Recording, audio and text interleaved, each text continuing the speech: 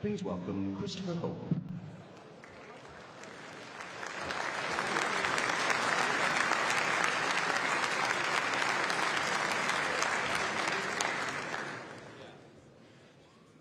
Hello everyone, great to be here. It's the second instalment of the Conservative Party's epic production with a catchy title, Meet Our Leadership Candidates.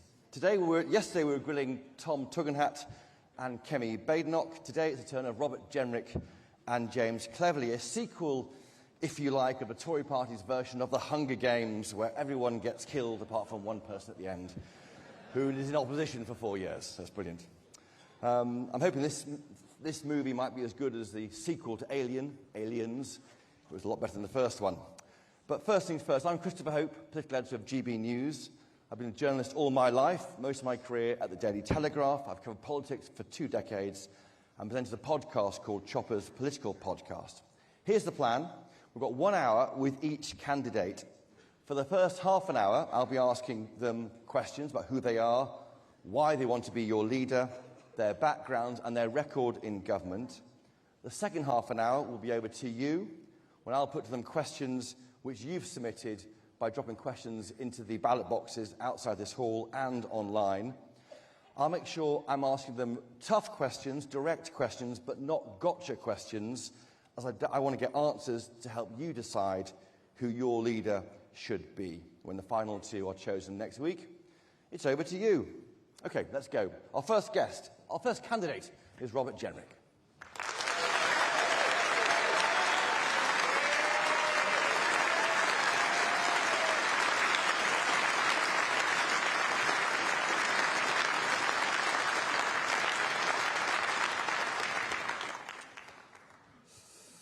Okay, here we go. Robert Jenrick, why do you want to be leader? Well, good afternoon, Chris. It's a pleasure to be here. Very good to see you all. Look, I think our party has just suffered its worst ever electoral defeat. The worst since 1832. In fact, I did an event in Jacobs Rees-Mogg's constituency recently, and when I said that, he said it was since 1760. And then afterwards, someone said to me in the audience, he was probably around in 1760. I hope Jacob's not in the audience today. But on a serious note, we've just suffered this terrible defeat. And I think when a party suffers a defeat like that, when it's been rejected by the electorate, you can't continue with the stale status quo that we've been on. You've got to change. I stand for change. I want to change the offer of our party to the public. I want to change the operation of our party. I believe I have a diagnosis of what has gone wrong. I believe I've set that out already, quite clearly, sometimes in the Daily Telegraph, sometimes on GB News. And I think I've got a very clear sense of where I want to take this party and where I want to take the country. What was that moment when you thought, I need to do the top job? Well, I didn't know I was even going to hold my constituency, to be honest, until the early hours of the morning after the general election. I'm the designated survivor of Nottinghamshire and Derbyshire, the only Conservative Member of Parliament. But I did feel after the election that it is incumbent upon my generation of Conservative Members of Parliament to step up. And I remember the first party conference I ever went to, which was in 2005, when we had those memorable speeches by David Cameron and David Davis. And I sat right at the back of the audience as a very young Conservative. And of course I was impressed by David Cameron's no notes performance, etc., etc. But the other emotion I had was, why have we wasted 8 years waiting to get to this point? Why have we wasted 8 years to choose to change, to choose someone who could be our next Prime Minister, who will transform our party and get us back into contention? And so my very firm conviction is that someone's got to step up and lead this party, lead it back into government. And that's what I want to do. And you've got a young family.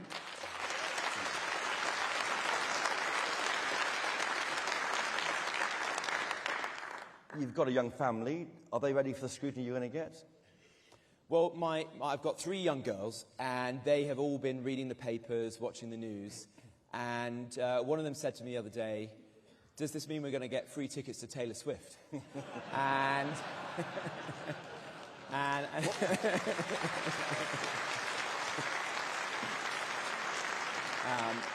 I said to Sophia, "No, that's only for leaders of the Labour Party."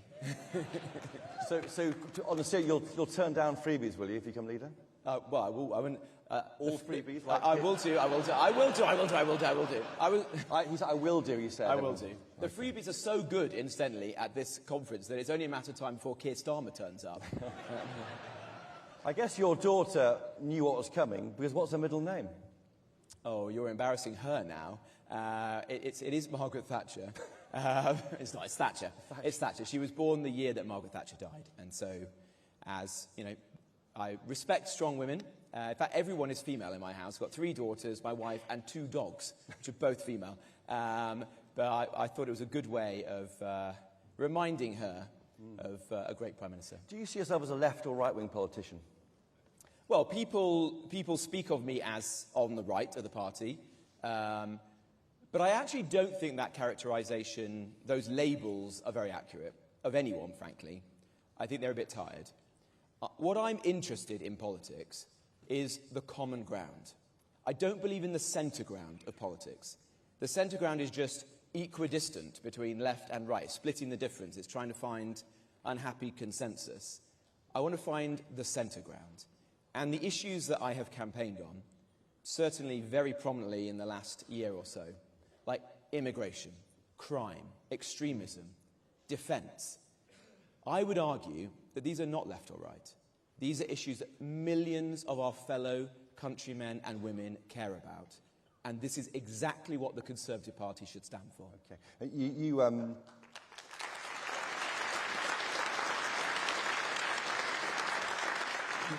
decided to become challenge for leader the morning after the election. You weren't plotting to do it after you resigned, were you, in last year? No, I wasn't. I mean, the decision to resign was a very sad one to me. I was a good friend of the Prime Minister, Rishi, and it's never easy to walk away in that sense. But I did feel it was the right thing to do. I felt very strongly about it. And that was because I didn't want to be just another minister who makes and breaks promises. And I felt that if I'd gone along with the Rwanda bill, as it was at the time, I would have had to look my colleagues in Parliament in the eye, and all of you, the members of this party, and tell you that black was white. I'd have to tell you, we're going to stop the boats, when I knew it wasn't going to happen. That this was a good bill, when I knew it was a bad bill. And that was wrong for me as an individual, wrong for our party, and wrong for our country.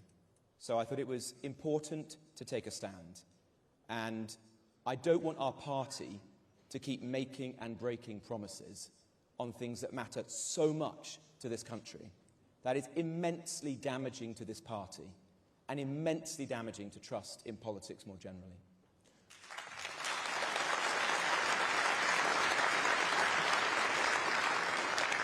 But why not stay and fight to make Rwanda work? Well, look, you basically legged it when you could have stayed on the field of play. No, Chris, that is completely, I fundamentally reject that. I spent a year in the Home Office. I found it really in ashes. In my tenure, I fought relentlessly for the biggest change to our legal migration system in my lifetime. It will reduce the number of people coming into our country legally by 300,000 every year. I also got the number of people being deported from our country up 80%. And I argued relentlessly, mostly in private, occasionally in the chamber and on the media, that we had to stop the boats, that we had to have the strengthened version of the Rwanda policy that I knew we needed. Ultimately, I'm afraid to say, the government, the Prime Minister, the Cabinet were not willing to do that. I got the support of 60 colleagues, as you know, and I tried to set this out in the House of Commons to change the law so that we would take the European Convention of Human Rights out of our ability to handle illegal migration. If we had done that, I am certain we would have got flights off to Rwanda. I cannot predict what that would have meant for the general election, but I think I can confidently say it would have been a hell of a lot better than it was. But by leaving early...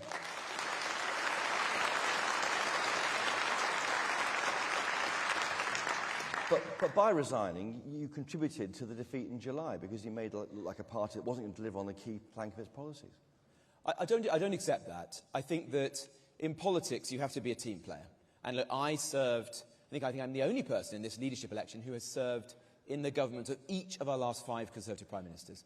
And I think we can all accept they were quite a varied group of people. So I got along with people. I was always the person on the media. You know, I did the COVID press conferences. I was doing morning round after morning round, defending colleagues, defending the party.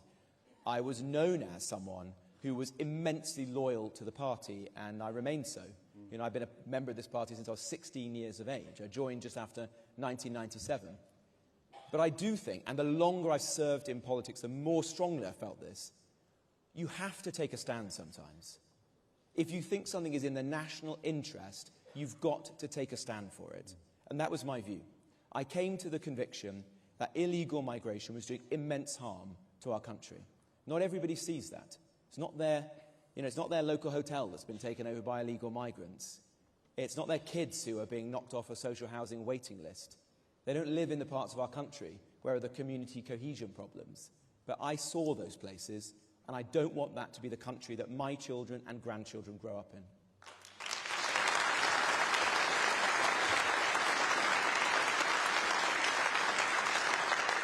And just finally on Rwanda, if you become leader, maybe Prime Minister, would you reenact the version of it? Look, I would do, because I believe you have to have a deterrent. Thank you. Thank you. Look, I worked very hard to do all the other things you need to do. I mean, you and I talked about this at the time. I travelled around Europe. I did diplomacy. I went to North Africa. I signed the Albania deal. I worked with the National Crime Agency, the Security Service. You name it. It isn't enough. You have to inject a deterrent into the system. But there is one further thing you've got to do if you care about securing our borders, and that is you do have to leave the European Convention on Human Rights.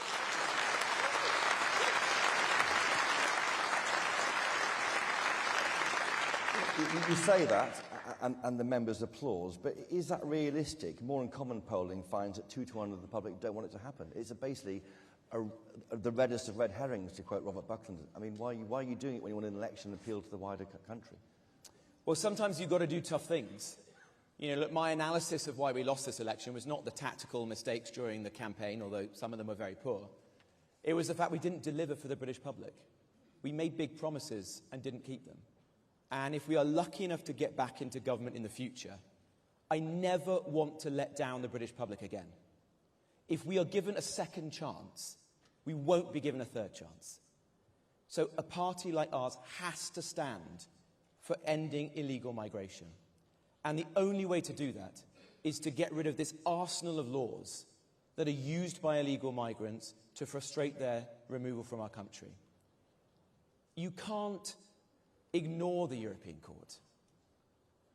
We're a common law nation. You can't reform the court.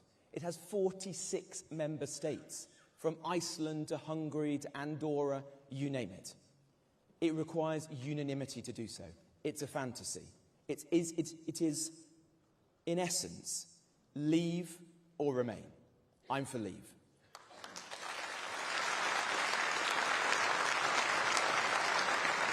You said in a video yesterday that our special forces are killing rather than capturing terrorists because lawyers will set them free under the European Court.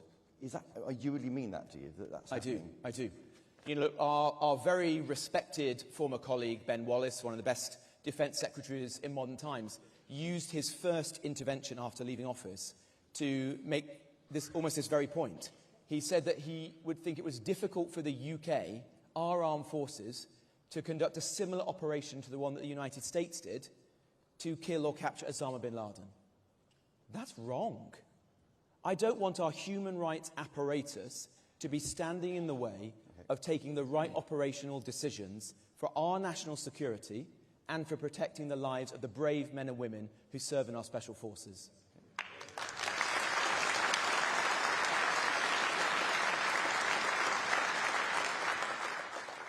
Moving on to legal migration, you promised to cut it in 2015, 2017, 2019, 2024 when you stood as a Tory candidate. You didn't do it. Why didn't you? You were in government. Well, I did when I was the minister responsible for it. Were you fighting internally for it? Look, I think everybody knows I fought pretty darn hard to get the changes. I mean, without lifting the veil entirely on what happened, the reason that we got the changes was because I sat in the Prime Minister's office late at night and said to him, I'm not going to continue in this government unless we do this, because it was so important to me. And I'll tell you why. In the 25 years prior to Tony Blair becoming our Prime Minister in 1997, net migration to our country was 69,000. In the 25 years afterwards, including much of the time we were in office, it was 5.9 million. That has put immense pressure on housing, on public services. It's undercut the wages of British workers, and it has made our country less united. You can't successfully integrate 1.2 million people a year into a country as small as ours. Something has to give. So what I want us to do is to return to the historic norm. Let's get net migration down. To what? I would do the tens of thousands or fewer. So thousands? Thousands. And the key thing here is you have to have a cap. Because David Cameron promised this. No one believes us right now. What I've argued for consistently is that Parliament sets a cap. And that is cast in iron. So that I can look you in the eyes and you can go out of this hall and look your friends, your neighbours, your constituents in the eyes and say with certainty that we mean it and we're going to do it this time. That is the only way we will rebuild trust and confidence on this issue.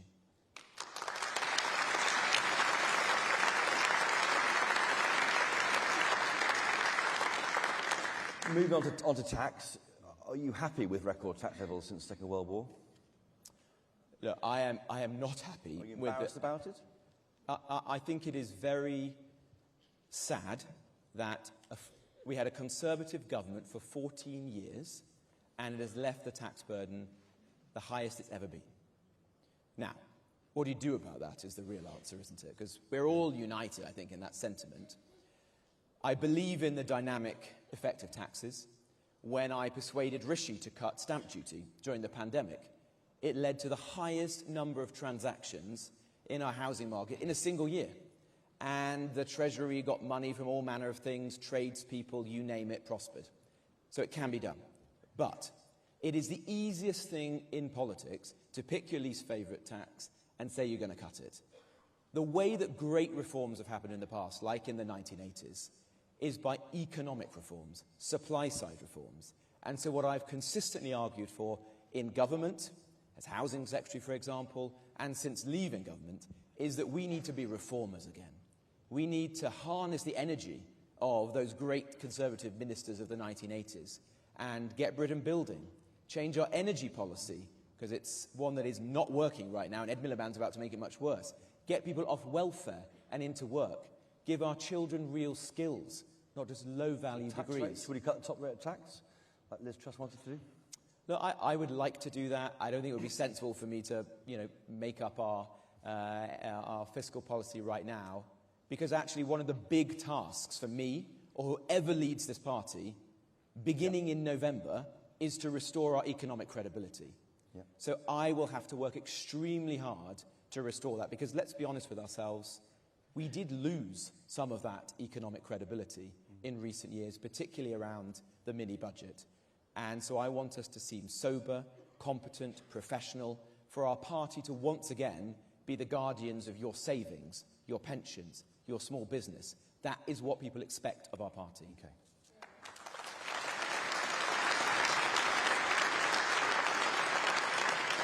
Just on your judgment, your character, you've taken £75,000 from a company that's got loans from a British Virgin Islands company.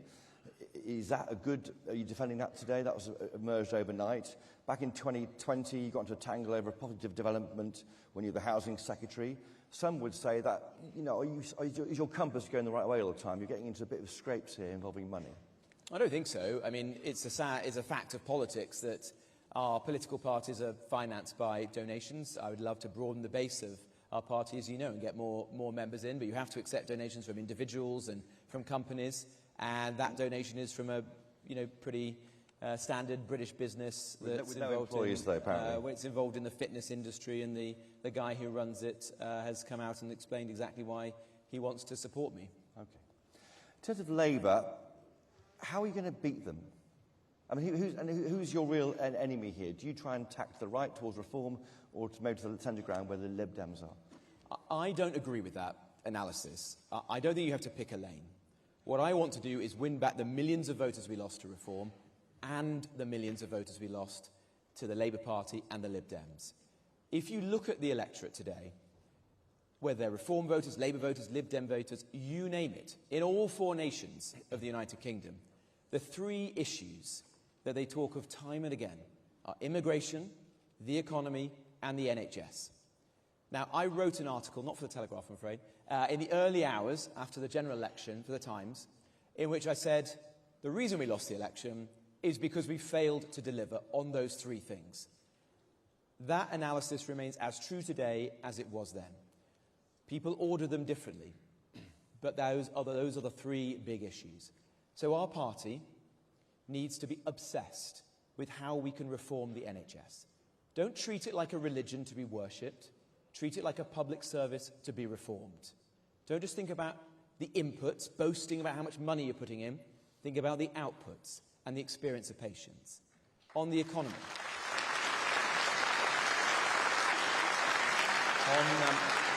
On the economy, reclaim the mantle of low tax and pro-growth, which, if we're honest with ourselves, we have lost a bit in recent years, and come forward with a proper plan as to how we get growth going, real growth growing, again in this country, and in all parts of the country, incidentally, because whether Disraeli called it one nation or Boris called it levelling up, I want everyone to have opportunity. I'm a lad who grew up 10 miles down the road in Wolverhampton. I represent a small town in North Nottinghamshire. I believe in that vision of conservatism. And then on immigration, you know where I stand. Secure our borders, reduce legal migration. I think if we do those 3 things, we'll have a good chance of getting people back home to us.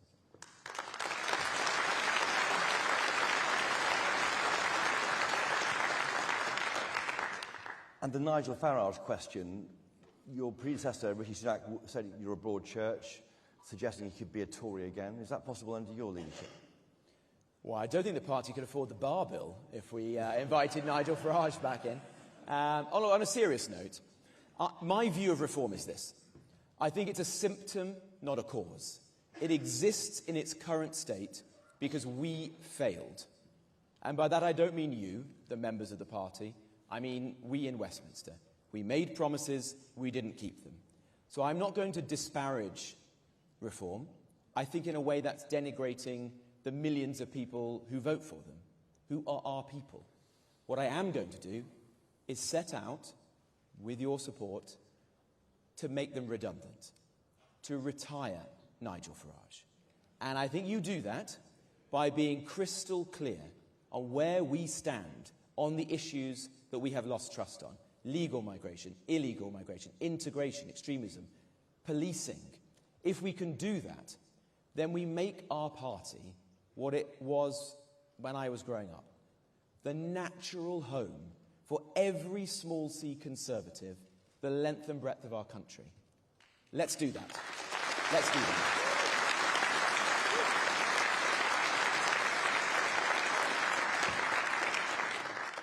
Well, what job would you give Boris Johnson in your new team? Oh. Hard question. Well, I haven't read his book yet, so I want to wait and see what he said about me before answering that question. But you have actually asked me that question once before, or something similar, and I think I said this to you. The Conservative Party is in a hole right now. We need to get all of our best players on the pitch. Now, people can do that in many different ways. In Parliament, out of Parliament, campaigning, advising. So, if I was lucky enough to lead this party, Boris, Penny Mordaunt, Andy Street, you name it. Let's get the Conservative family back together. Let's get back in business again.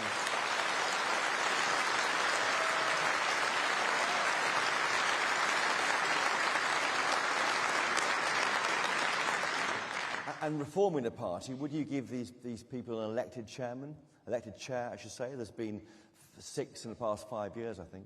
Well, I'm open to that idea. I don't want to set up the new Keir Starmer, Angela Rayner frisson. So I think we'd have to think through carefully. But my general attitude to reforming the party is I want to return the party to the service of the members. I want you to feel respected again. I want to end the era of emails demanding money, not asking you what do you actually want from this party. I want to end the time.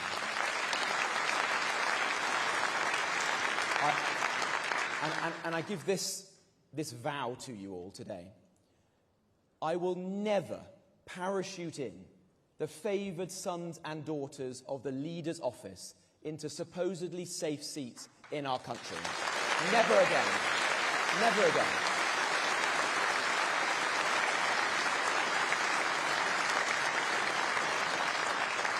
The next election could be a Brexit election again, if we go towards more alignment with the European Union. How did you vote again in the referendum? I voted Remain. Was that a mistake? I wouldn't do it with hindsight, no. And let me explain why. I was someone who was finely balanced on the issue.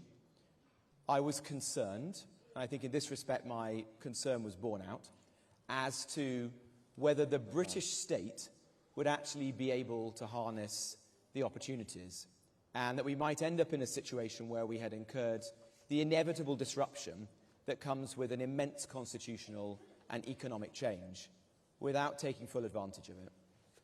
In a sense, I think that is what's happened, because we have failed as a government and a country to take a full advantage of all of the opportunities that we could have done, whether that is in the technologies of the future like life sciences and technology and financial services, or in our immigration system.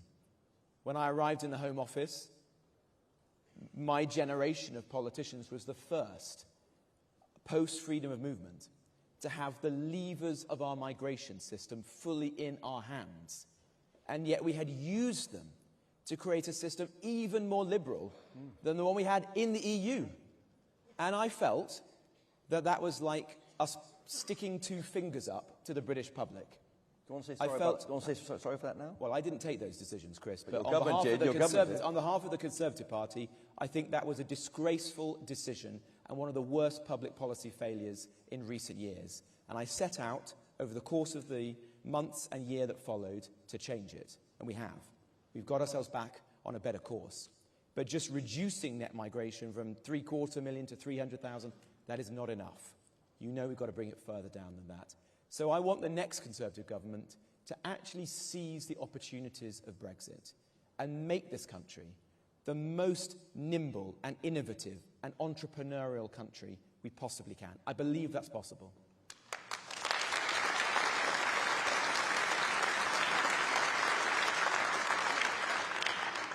In the so-called culture wars, do you value freedom of speech? Absolutely. And I think freedom of speech is in danger in this country and throughout the West right now. It's something that our party has to stand for. Incidentally, it's one of the reasons why I want to draft a British Bill of Rights to replace the European Convention of Human Rights, because I think that we could create something that is better, that is more modern, and that enshrines conservative rights like freedom of religion, freedom of speech, property rights, in a way that it doesn't today. Why does the left have a problem with our history, our country's history? Well, I think that they feel ashamed of our country and our identity. I wrote in the Mail recently that this is particularly prevalent of English identity, because it's perfectly normal for a Scottish or a Welsh politician to say that they are proudly British, but also a Scotsman or a Welshman or woman. But it's very rare for an English politician to say the same. And in fact, I think I went on Sky News afterwards and they said, well, define English identity, sort of mockingly. Like I needed to say, well, it's Sunday roast and, the view from, Tower Bridge or something like that. Well, of course, we all have our own definition of what we love about our country. But you would never say that to a Frenchman or an Italian or a Spaniard, would you? And so I don't think we should be ashamed of our identities. They're not related to faith or ethnicity, but they are the identity that binds us together. And they're under threat right now because our institutions have been taken over by liberal and left-leaning people who have a dogmatic opposition to our identity. On your watch as a government? On a Conservative watch. And because mass migration has meant that there are too many people coming into our country to properly integrate into the sense of national togetherness that I want to build. Okay.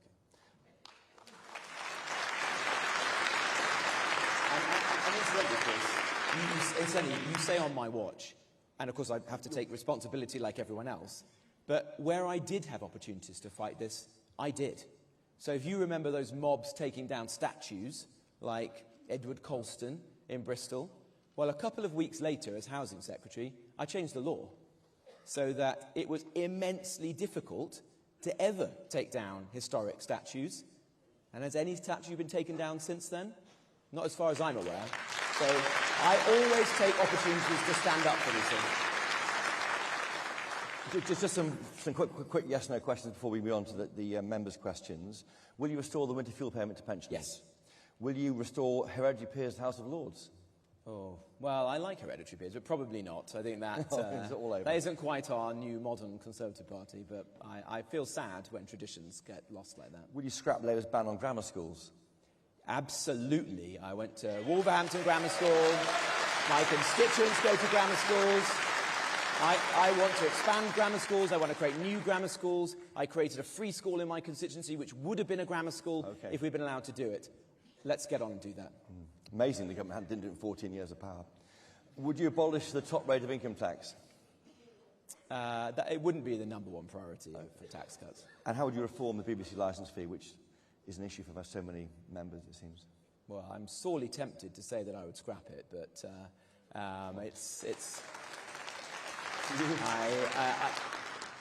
look, I have 3 young daughters. They watch so little terrestrial TV. They're on YouTube, on their tablets, their iPads. I think it's difficult to see the long-term future for the licence fee, but that's the question we'll have to give a lot of thought to. Okay. And just finally, some very quick ones on a lighter note. Donald Trump or Kamala Harris? Oh, you've got me into trouble by asking me questions like this once before. Look, I am a Conservative. The Conservative Party has long-standing links with the Republican Party. It is natural that we lean towards the Republican Party and support their candidates, but I have respect for Kamala Harris, and I would work productively and constructively with whoever is the next President of the United States.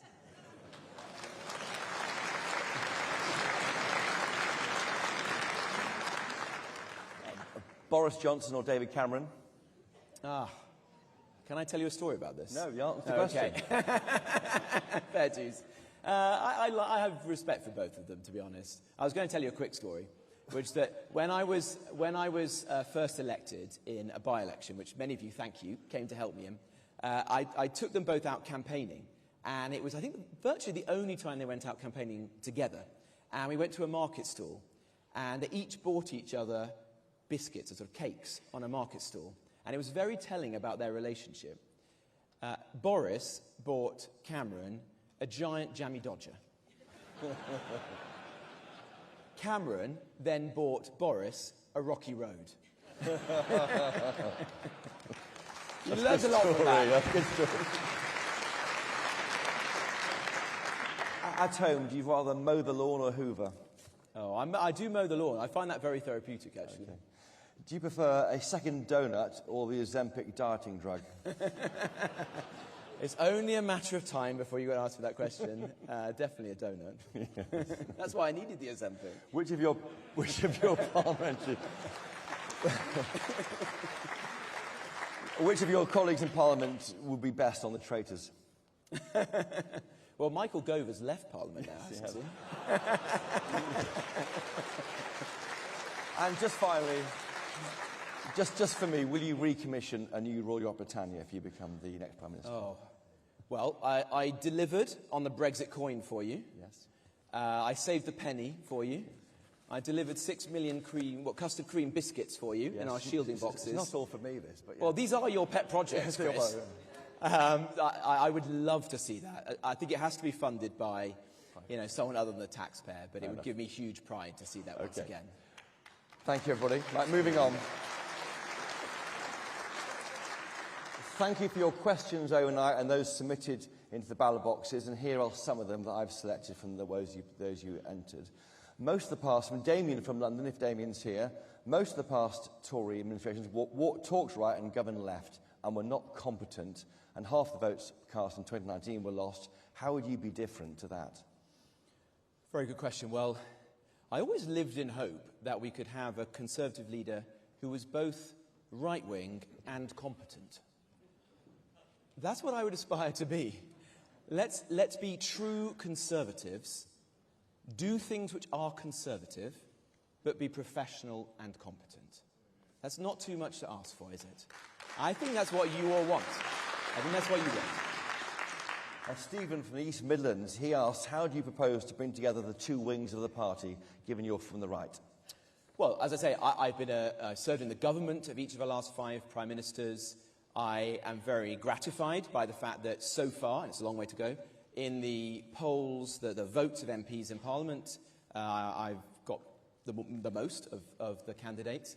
And of the people supporting me, there's a very broad spectrum from what might, as I say, crudely be described as the right and the left. So I want to bring the whole parliamentary party. Who's your biggest left-wing backer in the MPs? Oh, I have many. I see Victoria Atkins is there, down there. Hello, Victoria, my friend from Lincolnshire. Okay. So there's a lot of people from across the party who are coming together. It's obviously now the duty of the next leader to unite the party. There's only 121 Conservative MPs. There were more people in my 6th form at school than there are in the Conservative Parliamentary Party right now. So the era of 5 families, 1 nation, the end, full stop. It is one Conservative team from now on.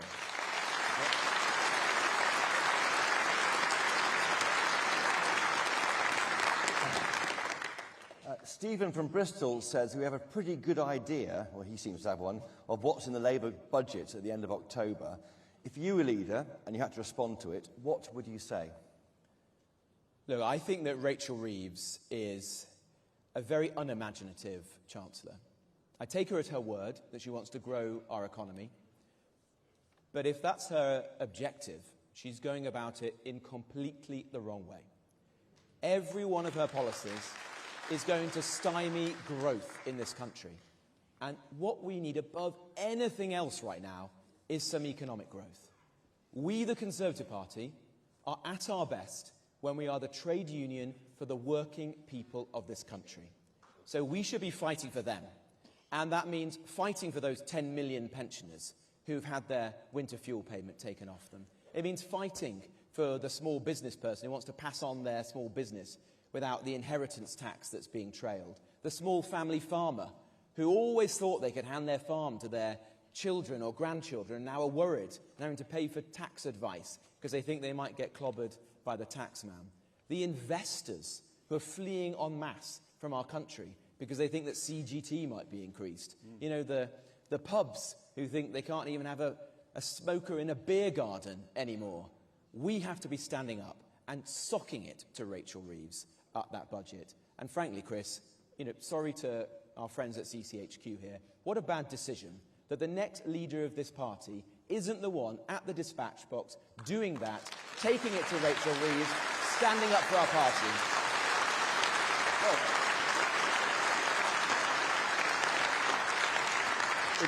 In that vein, if you're the final 2 next Wednesday evening, will you go and meet with the chairman, Richard Fuller, on the Thursday morning with your opponent and demand to end it early? 100%. Okay, there we are.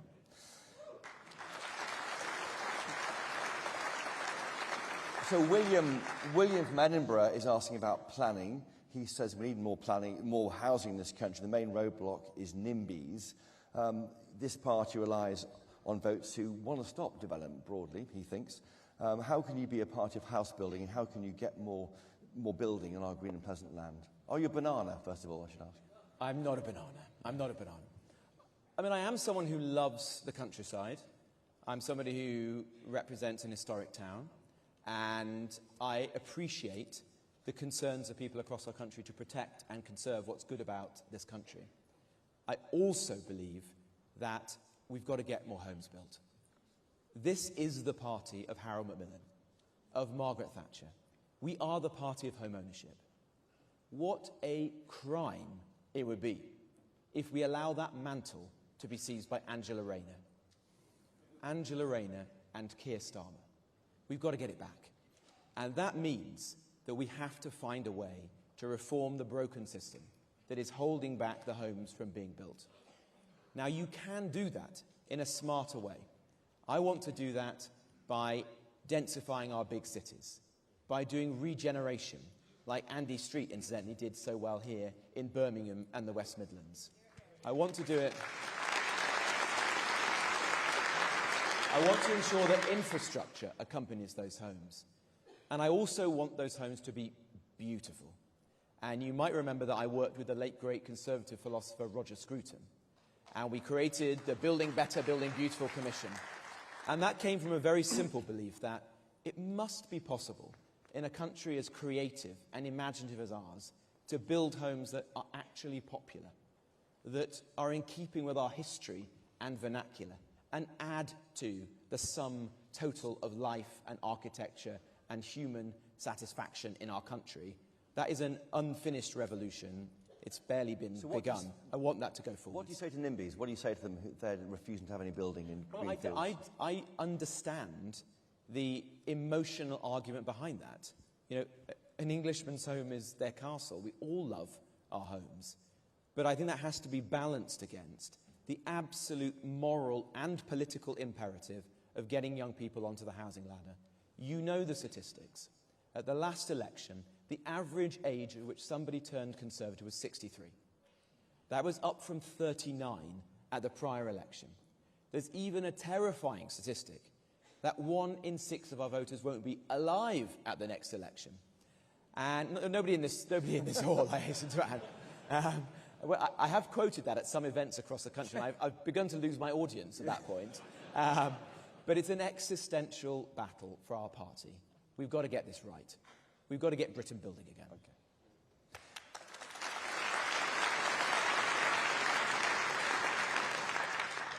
Okay. Hassan from Slough asks, if and when the Tories win the next election, will you reverse Labour's attack on families by taking away the VAT rate on private schools? I would. Absolutely. Absolutely. Absolutely. And yeah, I'll tell you a little personal story about that. I grew up to two people from a working class background. Money was quite tight in our household. My mum and dad had quit their job and set up a small business, and it didn't prosper initially. I went to a state primary school, and my granddad died, and my grandmother, who was not a wealthy person herself, decided instead of going on a cruise or doing anything else you might do with some money, to spend that money putting my sister and I to a private school. It wasn't Eton, it was Wolverhampton Grammar School.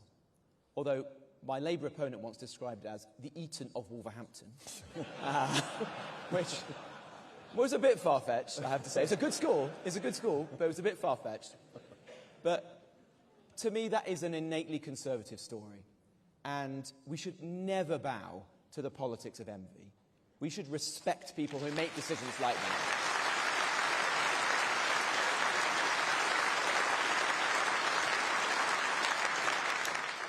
On energy,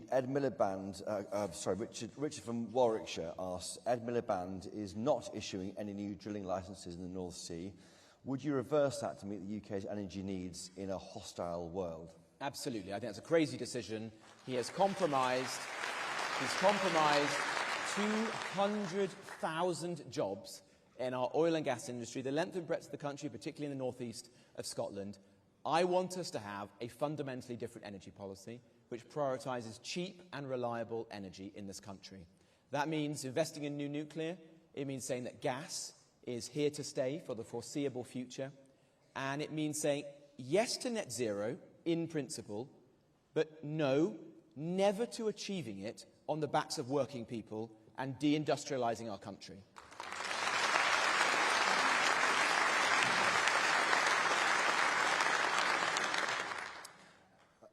Ishfaq from Peterborough says, the words of a leader can unite or divide us. As a British-born Muslim, I am fed up of being made to feel like the other. The last government, your government, failed to produce a working definition of Islamophobia, and the recent riots only added to the pressure and unease on British Muslims. How will you unite us?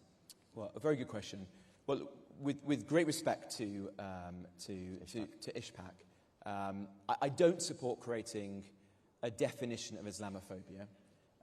I gave that a great deal of thought when I was Community Secretary and concluded that there was not a satisfactory way to do that maintained freedom of speech in our country. And I appreciate that others may take a different view, and the Labour Party say that they're going to create one, maybe even legislate for it. But that's not something that I would advocate. That does not mean, of course, that we must fight racism and Islamophobia wherever we come across it. And I will always do that. I think it's incredibly important that we build a united and cohesive country where everyone can feel that they have a home. And there's a really important role for the leader of our country, particularly a Prime Minister, to have a unifying voice on these issues. And that was why I felt that Keir Starmer had so failed to meet the moment when we had those riots earlier in the year, that he was so quick to call out the thuggery and the violence from the far right, which was completely disgraceful, but so slow, so squeamish, so selective to call it out when there were sectarian gangs on the streets of some of our cities, including, on one occasion, here in Birmingham. You should call out violence and thuggery. You should call out racism and extremism wherever you see it. So you're saying there was two-tier policing in the summer? I think the police certainly gave the appearance of two-tier policing, and that's very concerning. I worry that the police, at times, are too concerned about community relations than enforcing the law without fear or favour. And I think there is also a problem in this country that more than the police, I think there is two-tier politics, where some of our political leaders are so afraid to confront these issues that they are silent on them. I am not going to do that. You know I will take a stand on these issues. I've done it time and again. I'm one of the handful of members of the House of Commons who speak about things like Islamist extremism. I think that's really important. You've got to choose your language carefully. You've got to try to persuade rather than needlessly provoke when you address these complex and sensitive issues. But you've got to address them. You've got to speak up for the silent majority in our country whose voices deserve to be heard.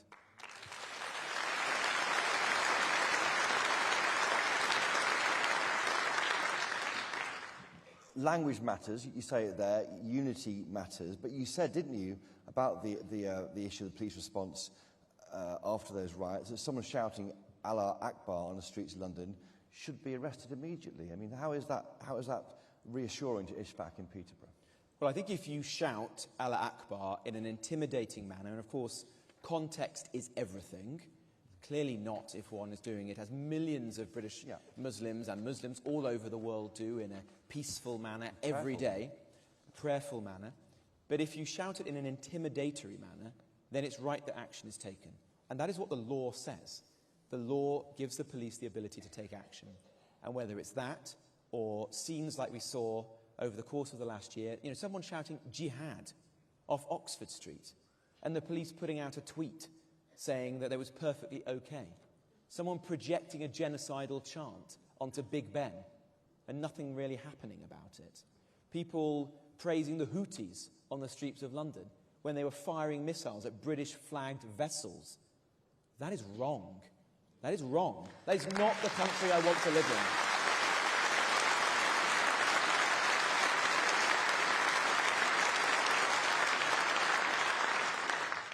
Fewer than a quarter of your colleagues in Parliament are women in the House of Commons. Is it now the time, asked Jane from Stratford-upon-Avon, to bring back, to think the unthinkable, bring back women-only shortlists? No. No, it's not. And I say that, I'll tell you why. I think it is wrong, it is a stain on our party that we've actually gone backwards in the number of female members of Parliament. I didn't think that was possible. I thought that we would be on a slow but inexorable process of reaching parity. Which Labour are on. Which Labour are on. So we've got to change that. And in fact, it's not just MPs. We in Westminster always reach for the example of members of Parliament. I want to see more female Conservative councillors. I want to see more female association officers. I want to see all of those brilliant women who are involved in our party feeling that they are sufficiently valued to step up and take positions within our party. I don't think that we do this in the way the left would do it, by having all women shortlists. We believe in meritocracy. I think we're doing a massive disservice to the very, very talented women in our party if we say, well, or even allow the suggestion to arise that the only reason they got there was because we'd sort of made the system work in their favour. What you certainly want is a leader who prioritises this issue, who makes it a personal priority, and at every turn helps to support female candidates, to urge them on, and to urge associations to select the obviously extremely talented women that we have who deserve to be selected, deserve to be members of Parliament.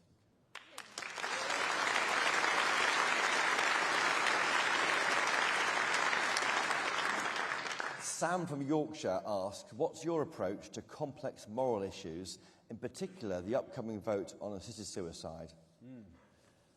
Well, this is obviously a matter of conscience, and if I was leader, it would remain so, and so every Conservative member of Parliament would come to their own conclusion. Today, my thinking is this. I would vote against assisted dying. I've thought about it quite carefully. It is personal to me. My own grandmother lived with me. It was one of the most formative experiences of my childhood. She had a very long and terminal illness, a very severe form of emphysema, and the last years of her life were extremely difficult and painful, and it was painful for us to watch. Now, we never had a conversation, obviously, about what she might have done if we'd lived in a different society with different laws. But I understand where the motivation to change the law comes from. And it's a noble one in that sense. But I am very concerned about the unintended consequences of changing the law. And a few months ago, just before the general election, I went to Canada to meet the Canadian Conservative Party, who I take great inspiration from. I think, incidentally, are the model, really, for what we should be doing as a party. But one of the things that, just in conversation, they spoke about was the very severe unintended consequences that they have experienced from their own changes in the law. And so I would just urge everyone, my parliamentary colleagues, Keir Starmer and the Labour Party, to think this through very, very carefully. Don't rush into this, because I don't want to be living in a country where there are elderly people. In fact, in Canada, there are quite young people who have been pushed into something which is unnecessary and is deeply regrettable. So I am inclined to vote against, but it's entirely up to other Conservative members of Parliament to reach their own conclusions. Abortion, any reform to those laws, or you're content with where we are? Well, I've always voted in Parliament to protect and preserve a woman's right to choose, but I don't think the law should be changed further. And just before the general election, there were suggestions to make changes, for example, to decriminalise it altogether. I think that's a mistake. Yeah. And I would have voted against it then, and I would vote against that again if it comes forward in the future. Thank you. Okay. Gordon from London says all 4 of the candidates to be leader voted 3 times for Theresa May's disastrous Brexit deal. Why should members who voted for Brexit believe you will defend and pursue the country's sovereignty? Well, I resigned from Cabinet because I felt our Parliament should be sovereign and we should secure our borders.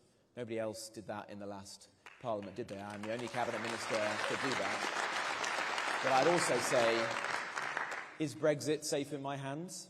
Well, David Frost, Bill Cash, John Wedgwood, Mark Francois, I could go on.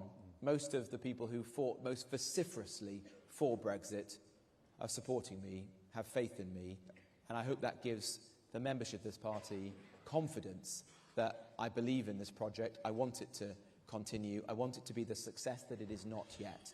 And I'll hold Keir Starmer to account relentlessly if he tries to water it down.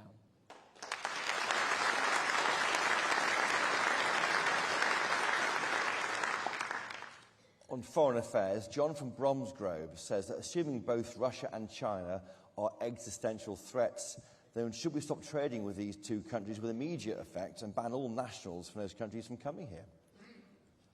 Well, I've been sanctioned by Russia, so not yet by China. I've been sanctioned by Iran. So I haven't got all three like Tom Tugendhat, but I'm on my way there. And that's a bit of a badge of honour. Yeah. But look, no, I think it is absolutely correct that we live in an age of authoritarian states, and we've got to take that seriously. I don't think we have. I think we've been naive about it. You know, I fought particularly on the question of Iran relentlessly to prescribe the IRGC, and successive foreign offices and prime ministers ultimately chose not to do that. I thought that was a mistake. I think we've got to have a much tougher, more clear-eyed, more realistic attitude to these threats. And I do think with China, I think it is very likely that China is going to invade Taiwan in the next 10 to 15 years. And the impact of that on our country would be immense. People think Taiwan's a long way away. It's not. It is next door to us, because the impact on our economy, our way of life, would be of a scale that dwarfs the war in Ukraine. So this is on all of us. And we want to be working with our partners like the United States and others to prepare for this. I think we should be spending 3% of our GDP on defence. And because... And here I do differ with some of the other candidates. I'm a fiscal conservative. The easiest thing in the world is to say that to you and to get a round of applause. The hardest thing is to say, where does that money come from? And so I have said, time and again, I would take that money from our international aid budget and I would spend it on our armed forces.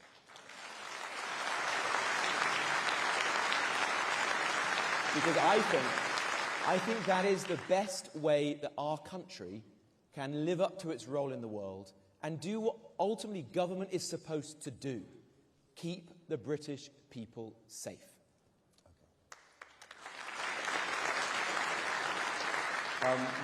William from Scotland says, should we be being a better friend to the political representatives of the Palestinians or the Israelis? And if so, why? Well, look, I think it's incredibly sad what's happening in the Middle East right now. We all want to see peace in that region and for the hostilities to come to an end as soon as possible. I've travelled around the region many, many times over the years and want to see Israelis and Palestinians living in peace and harmony together, both living in their own states. Israel is the only democracy in the Middle East. I would love to think that there was a world in which there was a Palestinian state that was as democratic, as liberal, and as free as Israel. That's some way off, as we both know. I do think in this moment we should stand with Israel. We should stand with Israel and its ability.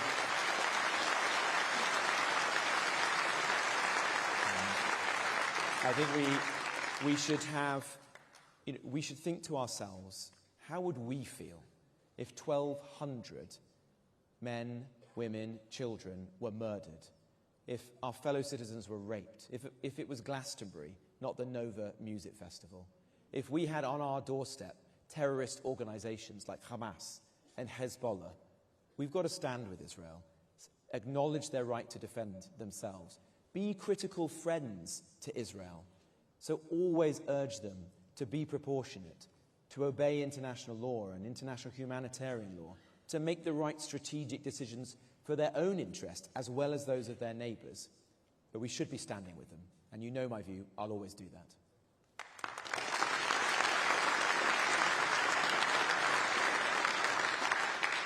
And just on the hoodie, the Hamas or terrorist hoodie, what was that about? Is Kay Burley in the audience here today?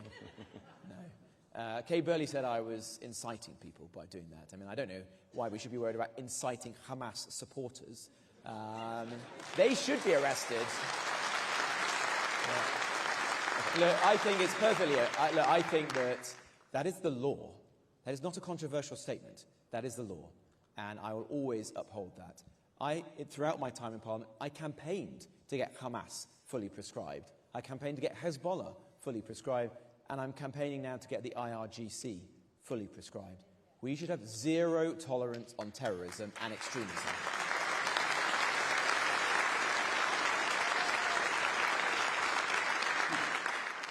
You mentioned the Ukraine war. William from Scotland says that he understands the need to deter aggression, but he's concerned about the escalating war and we're being dragged towards it, and the cost may not be worth it. Well, I understand where that perspective comes from, and we have to take decisions, for example, the use of particular weapons, very carefully, in a highly calibrated manner, working in concert with our international allies like the United States and through NATO. But we can't allow Vladimir Putin to win. This is Europe. This is about the defence of Europe. And we should be standing with Ukraine. I think it matters to all of us. And the way in which the United Kingdom has conducted itself, the fact that our party led Europe in the defence of Ukraine should be a source of great pride to all of us. It's one of the great achievements of Boris Johnson. It's one of the achievements of the last Parliament. We should be willing to say that. I was the first Member of Parliament to have a Ukrainian family come and stay with me, and they lived with us for a long time before choosing to go back home. I learnt a lot from them about the experiences in Ukraine, and it made me feel very strongly these are our European friends and neighbours. We should be standing with them in their darkest hour.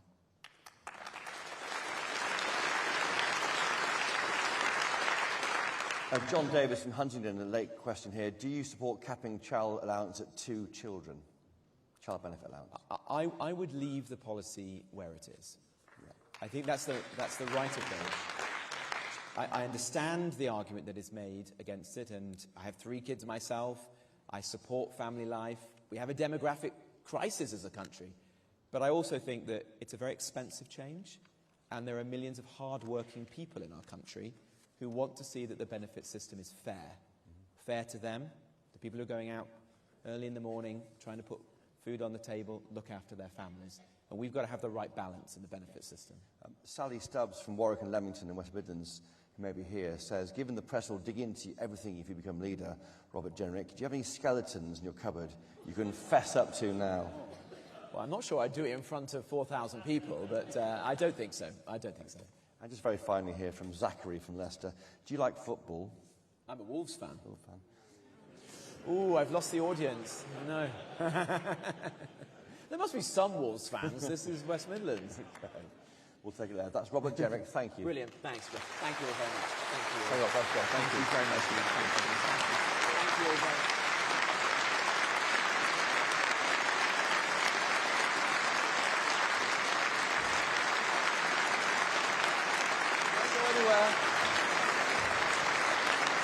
Please don't go anywhere. We're going straight into our next candidate in our final in this Meet Our Candidates special. So please settle down and don't go anywhere. Our next and final guest to be your leader is James Cleverly.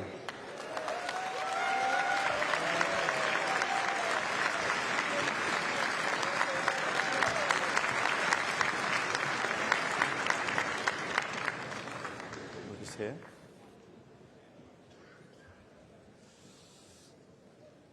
There we go. Okay. How are you doing? All right? Yeah, very good. Good. Okay. James Cleverly, you're one of the 4 candidates to be leader of these people's party. What was the point when you were looking in the mirror, maybe dealing with your beard, and thought, there looks, like he could be leader, that guy, looking back at me? Well, the real tipping point was when we had the disastrous result.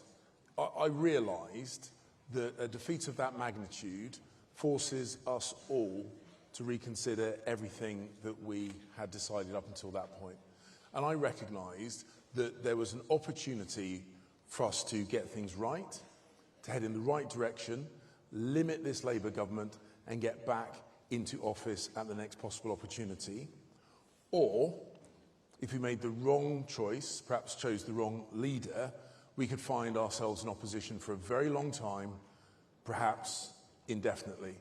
And I have no intention of allowing the great party that I love and has given me so much in my career to slip below the waves. that was the point I realised I had to do something, serve the party, serve the country, run for leader.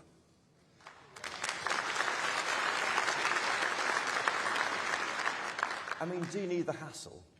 You've been Home Secretary, Foreign Secretary, Party Chairman. You've done all these big jobs. Yeah, look, and for some people, this might be the most impressive job title they're ever going to get. That's not the case for me. But we don't put ourselves forward for jobs like this because it's easy. We put ourselves forward for jobs like this because there are jobs that need doing. This government needs to be held to account. We need to eject it at the first possible opportunity, and we need to set about repairing the damage that they're doing to our country. So if I wanted an easy life, no, I would not be putting myself forward. But it's not about doing what is easy, it is about doing what is necessary and about doing what is right.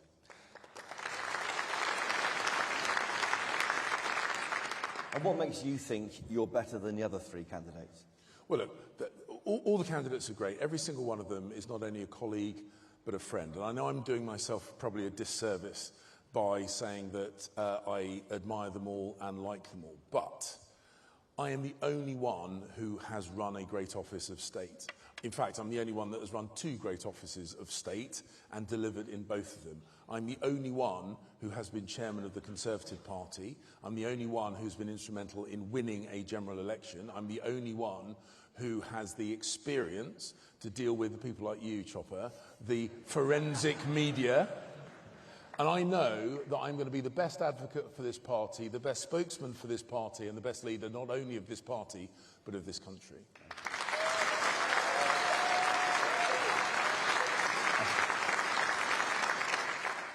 You've got a young family. Does Mrs. Cleverly mind? She doesn't mind. So look, I mean, the scrutiny, you know, all the pressure. Look, on you. I'm an open book. I'm an open book. I do not pretend to be perfect, but with me, you know what you get. And what I was, what I am, and what I will be is consistent. I don't chop and change. I don't U-turn. I don't flip-flop. If you like it, vote for me. If you don't like it, vote for someone else. But the point is, you know where you stand.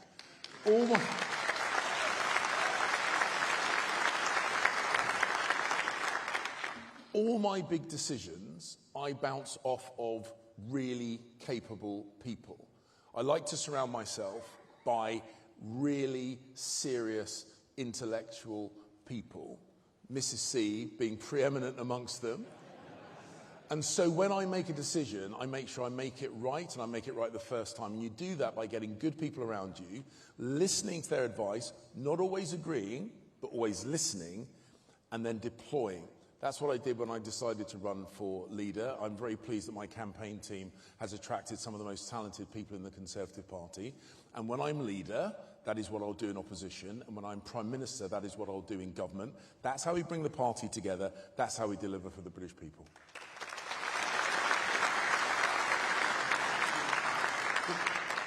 What's your biggest regret of all the service you've given this country? Look, there's loads of regrets. I mean, ultimately,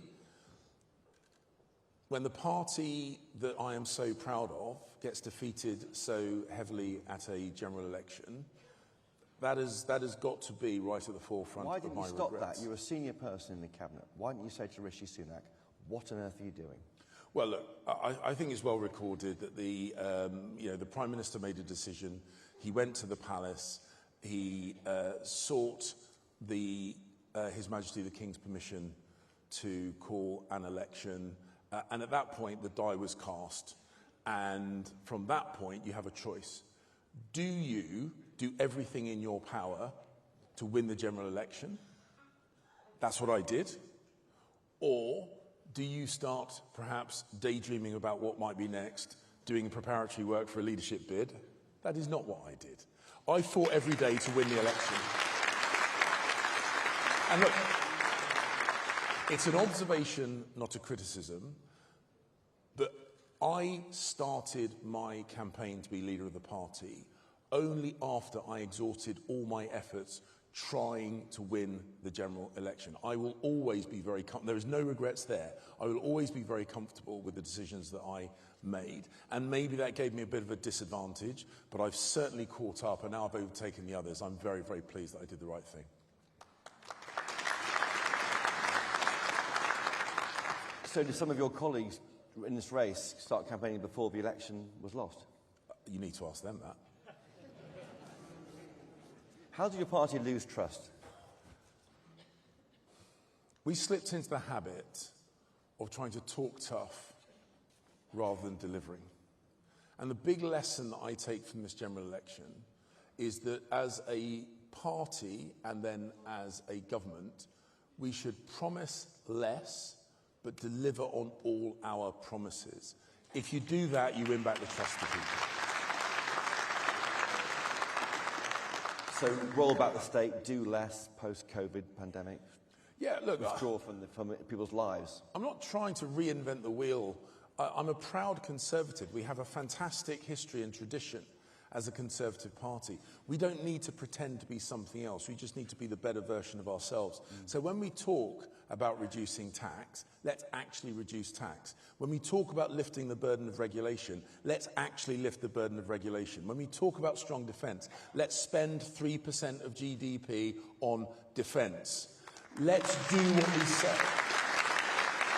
And Chris, because if we do that, if we promise less and deliver more, we will regain the trust of the British people. And the place where we need to do that first is in local government, because that is now the only place left where we can prove our professionalism and competence, which is why I'm so focused on us as a party getting our act together so those friends and colleagues who are standing for local government in May of next year have the very, very best chance of getting elected.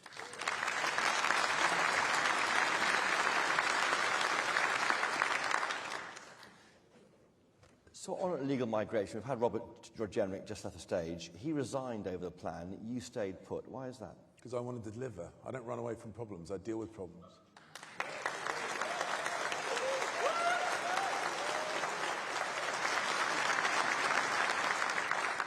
He resigned. It wasn't going to work, and it didn't work, did it? It was working. Two volunteers isn't working, no, James. No, Chris, I put visa changes in place which reduced net migration by 300,000 people a year. I had a plan to make sure that Rwanda worked as a deterrent. And if you will indulge me, this is a bit of detail, but it is important. The Supreme Court, not the ECHR, the UK Supreme Court's argument was that Rwanda was an inherently dangerous place for asylum seekers. So I was sending a small number of asylum seekers to Rwanda so that when the legal challenge came, and it was inevitably going to come, and the Supreme Court once again said Rwanda was inherently unsafe for asylum seekers, I could say, well, that's interesting. Let me introduce you to some asylum seekers who are currently in Rwanda, who are happy and being looked after and being educated and getting medical facilities and given a new and better life. So, explain to me again, Supreme Court judges, why these people, which you claim cannot exist, are there and happy and in Rwanda. Because the last time I checked, opinions of High Court judges don't count for as much as actual facts on the ground. And I was creating those facts, and it would have worked.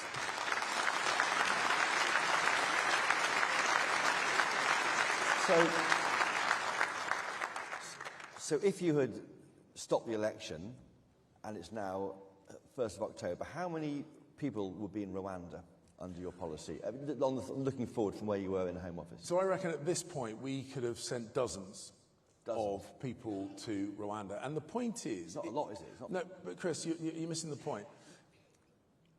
It's not just about the people that we send to Rwanda, because ideally you don't want to be receiving people in the UK and then sending them to Rwanda. You want people to stop coming to the UK.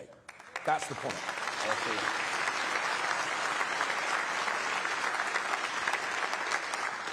And as evidence of how this works, the deal that we had with Albania, the deal that I spoke to Edi Rama, the Prime Minister of Albania, about when I was Foreign Secretary, we didn't need to send very many Albanians back to Albania before the message cut through. Don't waste your time and money trying to get to the UK, because all they do is kick you out again. That's what cut Albanian arrivals by 90%. 90%. And that's what would have happened once we got Rwanda up and running.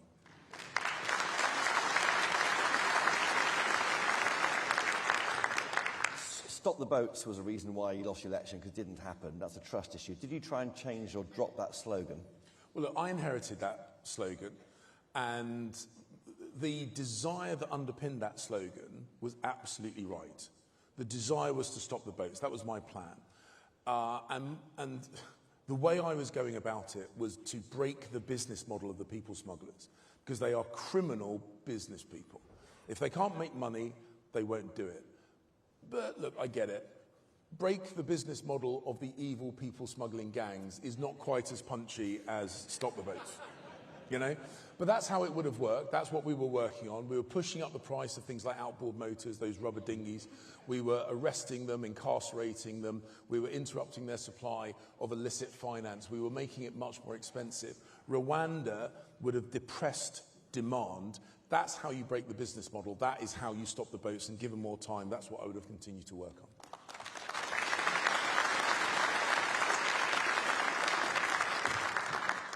And so it follows, then, you don't think ECHR withdrawal is necessary to make Rwanda work? It wouldn't have been necessary, and also the point is, good generals fight the battles on the battleground of their own choosing. Someone who said explicitly they want to destroy our party is demanding that we have this route at this point. And I have no intention of letting some other political party dictate our agenda. I was deporting people every week. I was kicking out foreign national criminals every week. I deprived citizenship of terrorists who sought to do our country harm on a number of occasions. The ECHR didn't stop me because I don't allow the safety of the UK and its citizens to be undermined by anyone, domestic or foreign.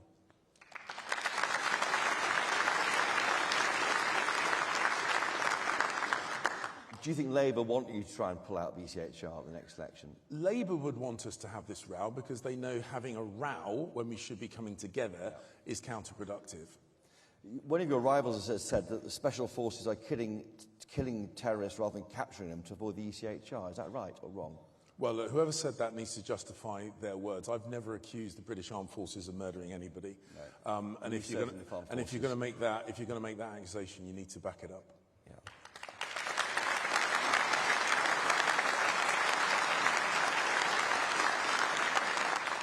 On legal migration, you fought 4 elections saying you're going to cut it. You didn't. Have you apologised to these members who went out in your campaign to pull you up that? So 2 things. We allowed migration, legal migration, over the 14 years to get much, much, much too high, peaking at about £700,000 a year. When I personally was responsible for dealing with migration, so we had 14 years where it wasn't my job to do anything about it. I had 7 months when it was. In that 7 months, I reduced net migration by 300,000 people per year. And that's the point. The point is, I get stuff done. I negotiated with Treasury, I negotiated with the Department of Education, the Department of Health. I changed the visa rules, and the changes that I put in place have reduced net migration by 300,000 people per year. And had I had longer in the job, I would have done more. And that's the point I'm saying. Don't promise, just deliver. And that's what I did.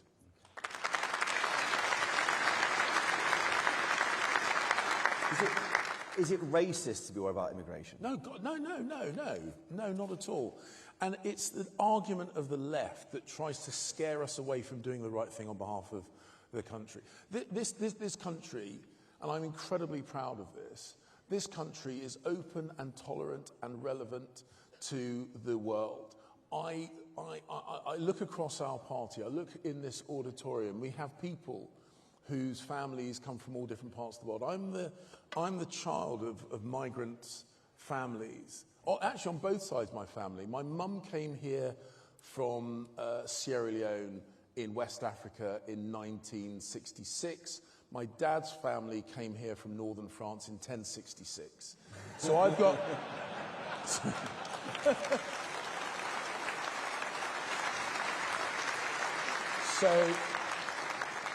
So I've got migrant stock on both sides of my family tree. And my African family are just as passionate about the integrity of our borders and the integration of people to come and live here just as much as my English family, and both are right. We're a good country, but we do have rules. Play by the rules, that's great. Break the rules, you should expect consequences.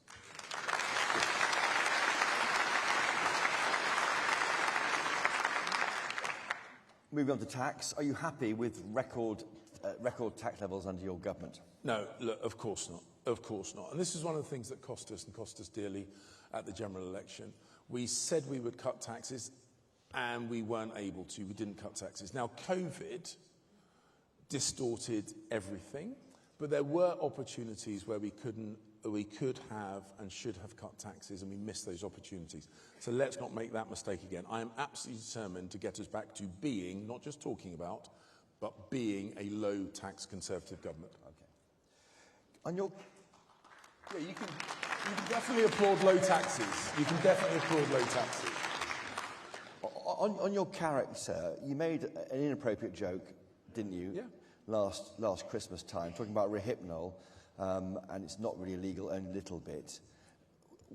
Why do you say that to people you barely knew, and what does Mrs. Cleverly think of that comment? Oh, you don't want to hear what Mrs. Cleverly said to me after... if you think that got me in trouble, repeating the words she said to me would get me in an awful lot of trouble, particularly in a live broadcast. Look, I messed up. I messed up. I was trying to make a point that I was the Home Secretary who was updating the law to make spiking illegal, to protect women.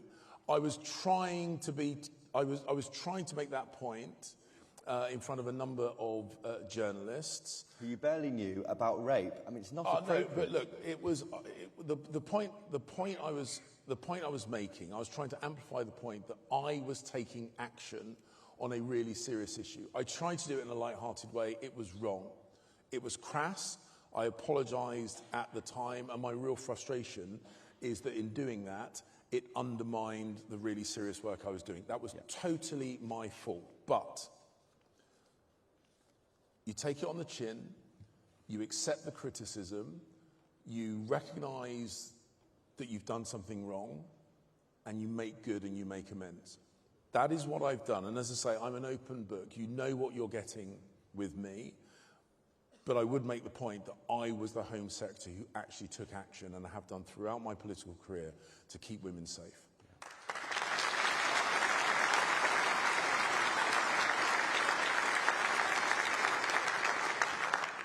So looking forward, how do you beat Labour? Do you go after the Lib Dem vote or the Reform vote? So we've got to recognise that we lost votes to Reform and the Lib Dems, and a whole load of Conservatives stayed at home. And if we want to win, we have to win back voters from Reform and the Lib Dems and those that stay at home. I think about half a dozen people across the country went directly to Labour, but not very many.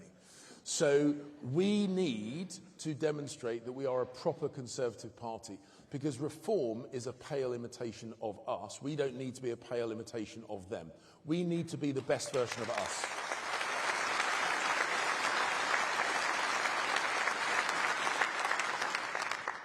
Nigel Farage, is he a Tory? Will you allow him in if he stops? He's not a Tory. He's not a Tory. He never claims to be a Tory. He said he hates the Tories. He wants to destroy our party. He is not one of us. This is my family. This is my clan. These are the people I serve.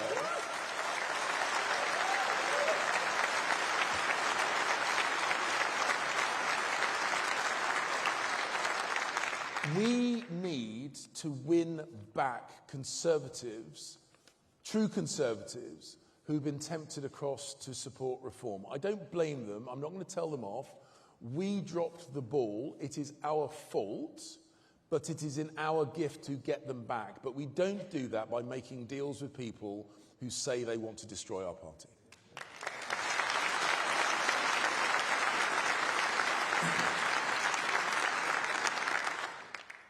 You used to be Deputy Mayor of London. What job would you give Boris Johnson in your new team?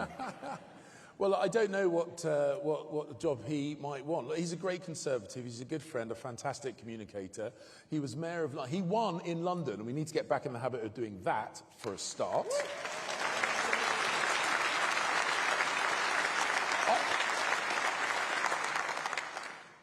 When I first started campaigning with Boris Johnson in 2008, people told me with great authority that I should distance myself from him because being affiliated and associated with him would be a blight on my political career. I didn't listen to them then. I'm proud I didn't, because he was a fantastic Mayor of London. He was a Prime Minister in the most challenging of circumstances with COVID and the war in Ukraine. He made sure our Ukrainian friends had the weapons that they needed to prevent Putin stealing their country. Never forget that. The Ukrainian friends don't, and we shouldn't.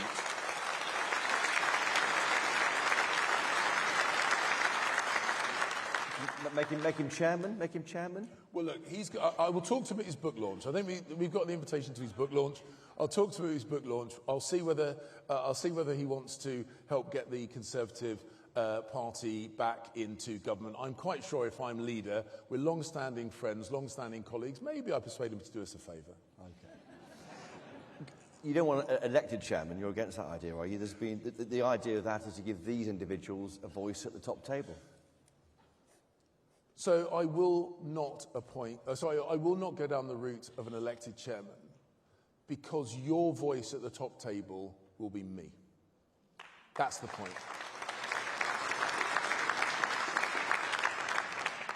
The NHS, how did you get it to work properly, given you failed over the past 14 years?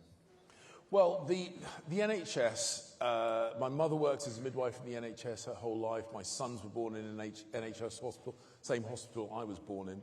Actually, the NHS has saved Susie's life. The NHS is fantastic, but because I love it so much, I want to make sure it survives into the future and is sustainable. That means we've got to shift the focus and the money towards early diagnosis, screening and prevention, rather than keep ill people alive for longer. That does mean reform. It must always be free at the point of use and based on clinical need, because that is the promise to the British people. But beyond that, we need to be thoughtful, we need to be imaginative, we need to make sure it works, because freezing it in amber and not letting it evolve and improve will actually kill the NHS, and none of us should ever want that to happen.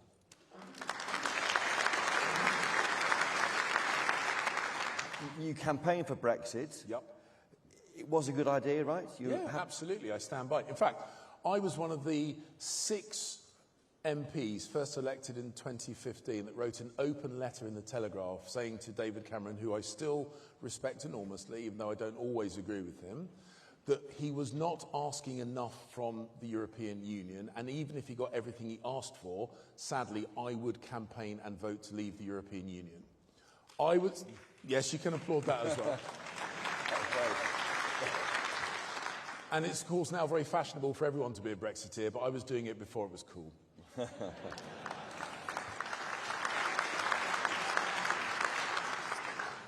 Of the culture wars issue, what value do you place on freedom of speech, and why do the left apparently have a question mark about our past and worry about it so much? So freedom of speech is something you either respect or don't. What I discovered, actually, is the left like freedom of speech as long as you say what they like you to say.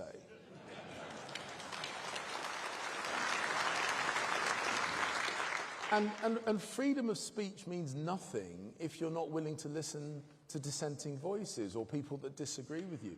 I think it's because they're fragile. I think it's because they know their arguments don't stack up to scrutiny. That's why freedom of speech is really, really important, because if your ideas are not robust enough to stand up to criticism, they are not robust enough to stand up to reality. We lose freedom of speech, we lose everything that our country is built upon, and I will never let that happen.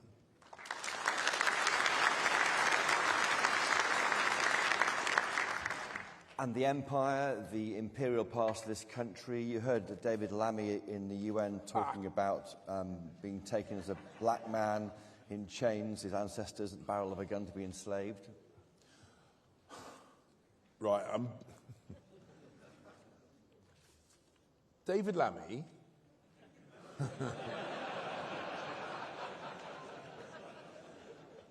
David Lammy went to the UN Security Council for a debate about the plight of Ukraine and Ukrainians who are being brutalized by the Russian oppressors and invaders as we speak, and somehow he made it about him.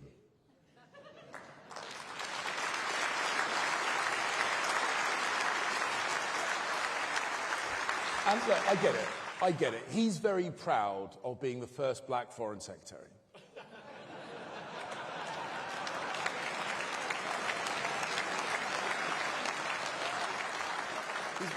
He's making a point about slavery. He's trying to a point about David Lammy. He was shouting at the Russian representative. He's making a point about.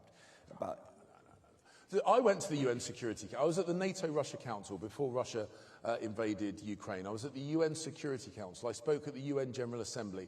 I have criticised the Russian regime to their face. I've called out the Russian Foreign Secretary to his face. He stormed out.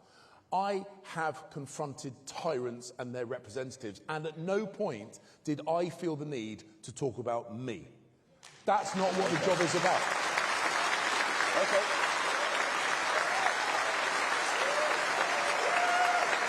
I like that.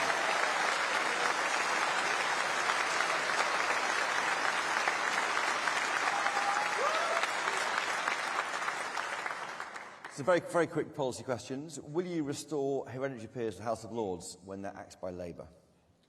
Well, look, the House of Lords is this weird institution, but it works. Don't break things that work. It works. It's weird. It shouldn't, but it does. So leave it as it is? Well, we'll have to see how much damage the Labour Party have done to it. But the point is, don't mess around with things that work. There's plenty of things that Labour Party should be fixing, like, where Keir Starmer gets his clothes and glasses from. Focus on that first. Leave the House of Lords alone. Well, you mentioned Keir Starmer. Will you refuse all freebies as leader of the opposition? He didn't. But look, the point is not yes him accepting. No, actually, you know what? I will accept gifts every now and then. Thank you. Is that? What's the offering? Taylor Swift concert.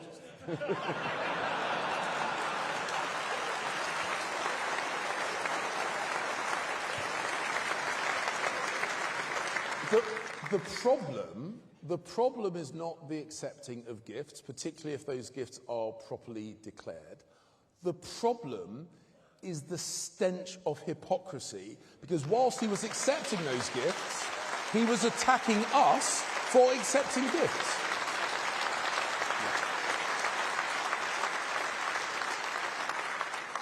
Yes or no, will you restore the winter fuel payment to pensioners?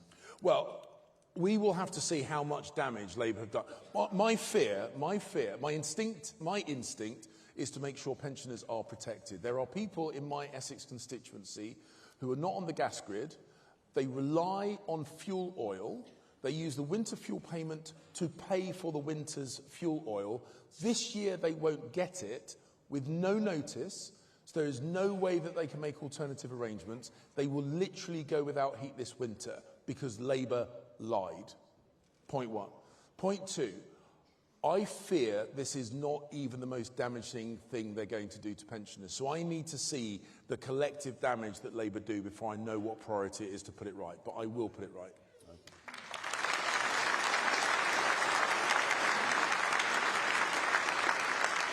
Will you scrap Labour's ban on grammar schools? Yes, absolutely. Okay. Absolutely. But you didn't in 14 years of being in power, did you? So I don't know why that was. So Graham Brady had a Conservative Friends of Grammar School, Conservative Friends of Grammar School. I went to a private school, which used to be a grammar school.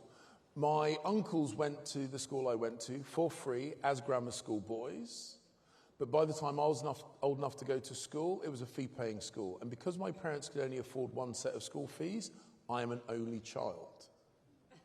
Genuinely, that's the sacrifice my parents made. to pay for my education. Families should not have to decide family planning based on the cost of educating their children if their children are talented, bright and hardworking. Grammar schools liberate, and we should support liberation.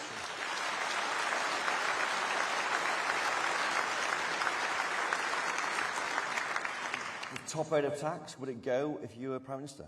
So I'm determined to bring down taxes right across the board.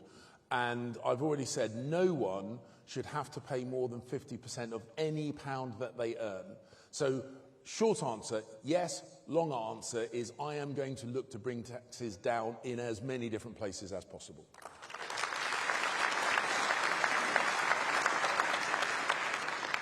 And the BBC licence fee, is that safe under you? Would it change? Would it be? It's going. I tell you, and I said this when I was first elected. I had a delegation from the BBC come along to me and say, when I was a new MP, and they did the usual thing, oh, because of the unique way the BBC is funded.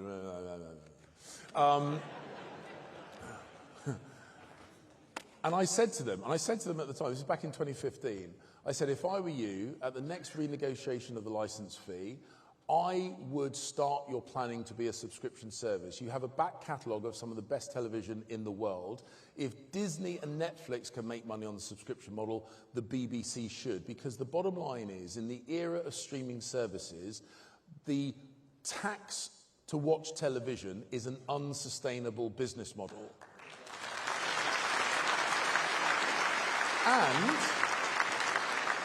And that back catalogue of content that we have already paid for, why don't we make sure that when China obsesses about Peppa Pig, apparently Peppa Pig is very popular in China, and other content, that they pay for it rather than demanding that we pay for it all over again. And just a very, very quick, lighter ones. Donald Trump or Kamala Harris? Who's your favourite for who you back for? Look, I have worked with both administrations. I intend to be the leader of the Conservative Party, then Prime Minister. Prime Minister has to work with the people, the person that the US people choose to be their president. That is what I would do, so I'm not going to pick favourites.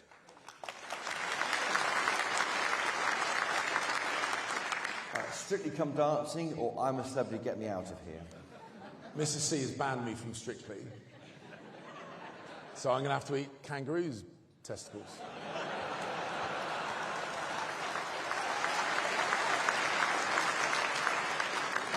At home, would you like mowing or hoovering? Obviously neither, but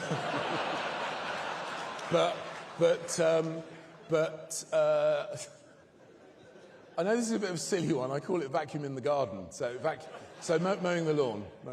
Boris Johnson or David Cameron? Depends who's paying. So if either of them are going to pay, I'll have a drink with whoever goes to the bar first. Okay. Which of your colleagues would you like to see in The Traitors on the BBC? No, they're all great people. They're all wonderful people. By the way, if you go to my merch store, pick up one of the water bottles that says no leaks.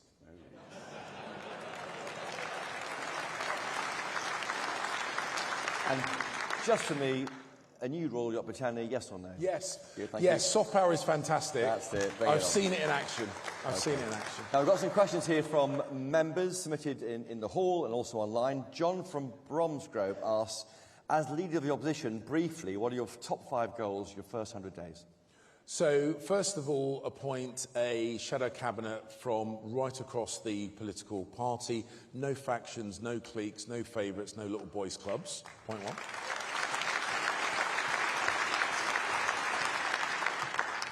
I'm sure, I suspect every single one of the leadership candidates says no parachuted in parliamentary candidates to associations. If we want that to be true, we need to get on with selecting candidates. So we need to select about 300 candidates in 18 months. So the next job is getting on with candidate selection right from the get-go. We do need a big shake-up of CCHQ. I've been party chairman. I know what works. I know what doesn't. I know what needs fixing. That's that one. Secondly, we need to start selling Conservative values again. Every single day, at every single level, town hall, city hall, mayoralty, police and crime commissioners, Holyrood, Cardiff Bay, absolutely everywhere. So getting the whole team together, councillors, police and crime commissioners, MSPs, members of the Senate, all together, whether physically or online, and actually start coming together again as a party. Job 4.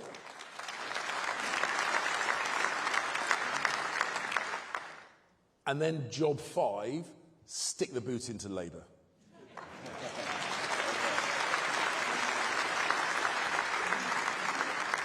Stephen from the East Midlands says, how do you propose to bring together the two wings of the party? And where are you on those wings? So the whole point of being a leader that unifies the party is that I can metaphorically put my arm around, the staunchest of cornerstone social conservatives and the most liberal wing of our Conservative Party, because we are all one team. We are all one team. Good generals command from the heart of their army, and my heart is in the heart of the Conservative Party. I have got backers right across the political spectrum within the Conservative Party. People all have a right to say what they believe and have that debate, but ultimately we are one team, we're one clan, we're one family, and we should look to find what unites us rather than what divides us.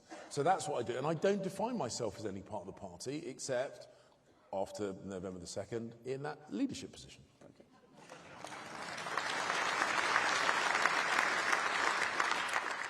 Stephen from Bristol says, Labour's budget, October 30th, is a big deal. If you were leader, how would you respond to it? Well, the first thing, I think that the new leader should be given the opportunity to respond to it. So I have already said to the party board and the 1922 committee that I would prefer that we nibble away a couple of days from the leadership. And I know that there is a question about whether we deny the members time to vote, but my assumption is that almost everyone would vote online within the first couple of days of the ballot going. Tell me if I'm wrong. Do you think I'm wrong? No, I thought not. So I want to get at them at the first possible opportunity. This budget will define this Labour Party. If we hit them hard, where it hurts, in their economic incompetence, that will be a good starting point for the new leader of the party. I want to get at him.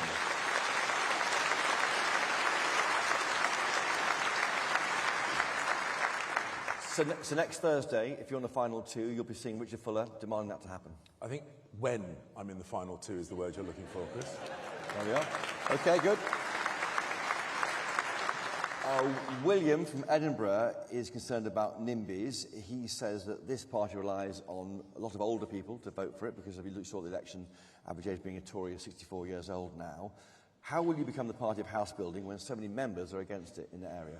No, so people in this party who are great protectors of the countryside and great protectors of our wildlife don't say no to building, they say no to building in the wrong place. We can build. This is a fantastic city. Andy Street did a huge job, a really successful job getting homes built in this city, something that Labour completely failed to do in London.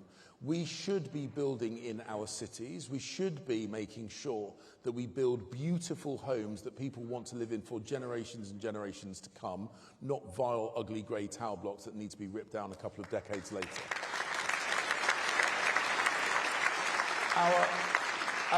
Our Georgian ancestors understood the beauty of 3, 4, sometimes 5-story buildings. So we should get back to that. But aesthetics matter. If you build stuff in the right place that looks good, people will say yes. And so we should build. Yeah, we should build. But let's build beautiful. Let's build in the right place, and let's build now.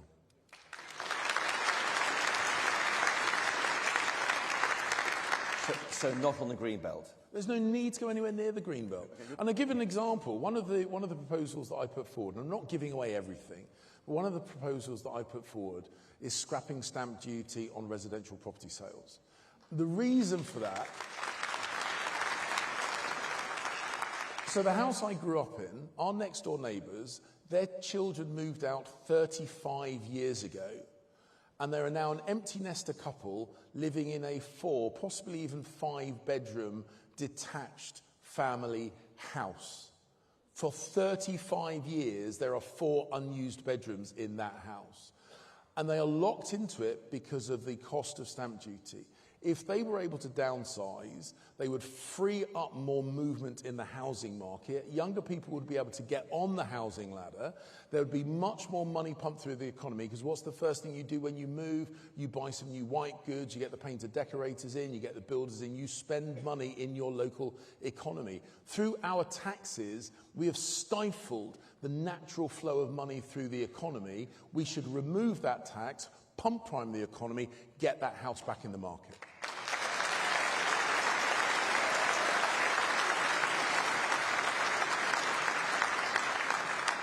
So remove the tax, scrap stamp duty. Yeah. Good. VAT on private schools, will you axe that? Yes. Thank you. Next one. Sorry. So, yes, because a tax on aspiration and hard work is perverse, and I'm opposed to it at every level. Okay.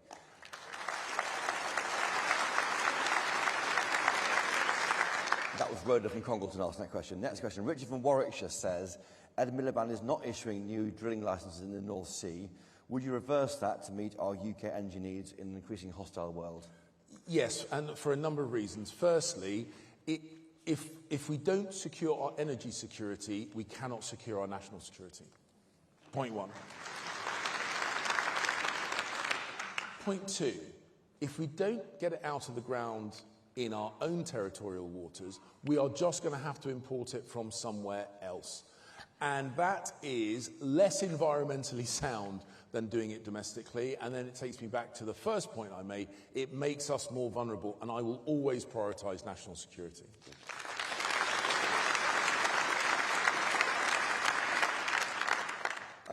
Ishfaq from Peterborough says that the words of a leader, that be you, can unite or divide this country. As a British-born Muslim, he's fed up being made to feel like the other. The last government failed, that's your government, failed to give a working definition of Islamophobia, and the recent riots only added to the unease that he, as a British Muslim, faces. How will you unite this country? Well, the first thing we've got to do is unite around values. And I have friends, I have supporters, I have people that I've campaigned with that come from a range of religions and none. But the thing that unifies us, the thing that brings us together, is the belief that this country is fantastic. A belief that this country has its best days ahead of it, not in the past. A belief that this country will reward the people who love it and work on its behalf and protect itself from people that would do us harm. Those beliefs are not limited to any faith. This party is the party of the nation and the party of family and the party of community. And if we go back to those principles, we can defend everybody, irrespective of their religion, or people with no religion at all. That's the country I recognise, and that's the party that I want us to be.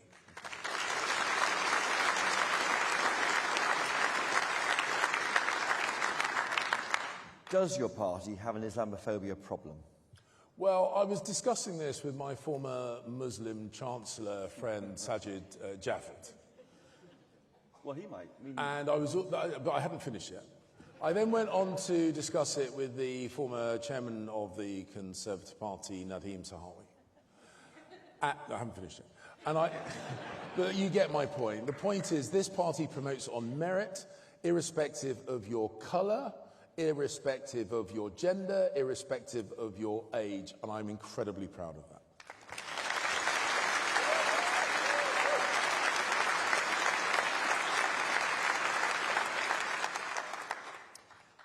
Jane from Stratford-upon-Avon says, now is the time to think the unthinkable and bring back female-only shortlists, because only 1 in 4 of your colleagues in Parliament are women. So we've got to do more to get women into Parliament, and those women who get into Parliament need to be protected from the abuse that they get. Yes. So, Jane, we've never had all-women shortlists, and it would be wrong to do so. I once made it very clear. When I think John Bercow, remember him? Yeah. So he floated the idea of all ethnic shortlists, and I said at the time, and I wasn't a candidate yet, I was still waiting to be selected or hoping to be selected, I would never apply for an all ethnic shortlist, ever.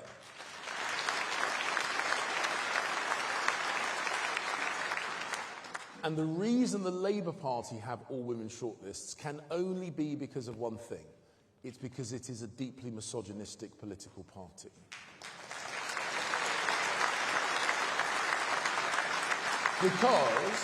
Because, and I'll finish on this point, Chris, because then we need to move on, because the only explanation is that either, one of two explanations, either you believe the members of your party will not select a woman on merit, which is a deeply misogynistic point of view, or you believe that they would promote on merit, but no women are good enough. Again, a deeply misogynistic point of view. So the only explanation is it's a sexist political party. We are not. We don't need to do that.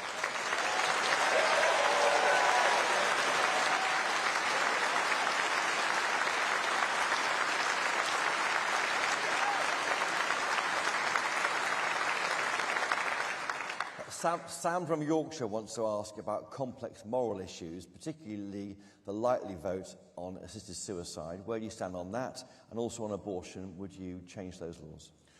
So the situation on assisted dying and abortion are separate, and I'll explain both. So on assisted dying, if you want to know where I stand now, look at what I did last time we had a vote on this. I voted against assisted dying, not because I'm religious, because I'm not. It's not a religious point of view, but I know that it is the thin end of the wedge, and I know that people have seen loved ones suffer, and of course it is natural to want to ease their suffering. But we also know that many, particularly older people, hate the idea that they are a burden on their family or their society, and I do not want someone killing themselves or being killed because they feel guilty that they are a burden. They are not a burden. They have been a contributor to society through their life. We owe them a debt of gratitude, not a poison pill.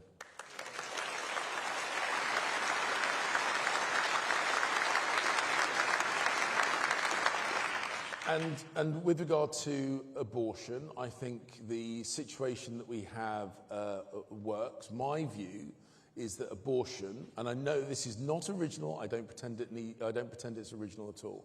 Abortion should be legal, safe, and rare.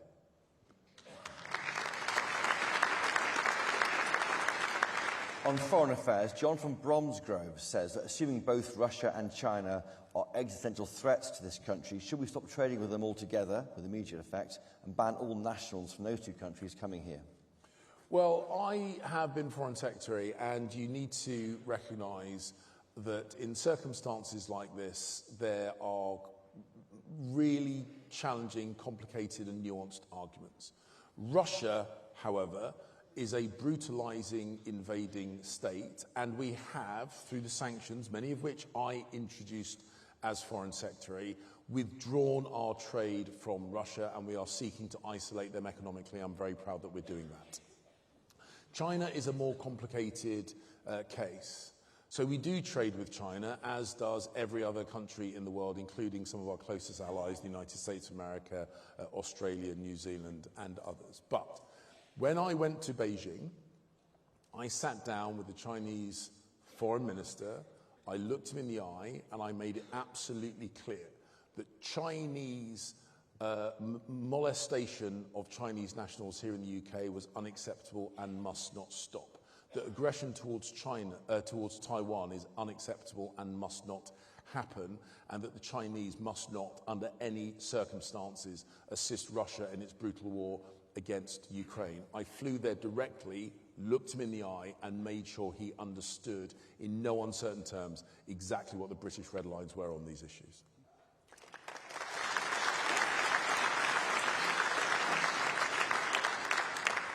On Brexit, Gordon from London says all four of the candidates, including you, voted for Theresa May's disastrous deal, in his words.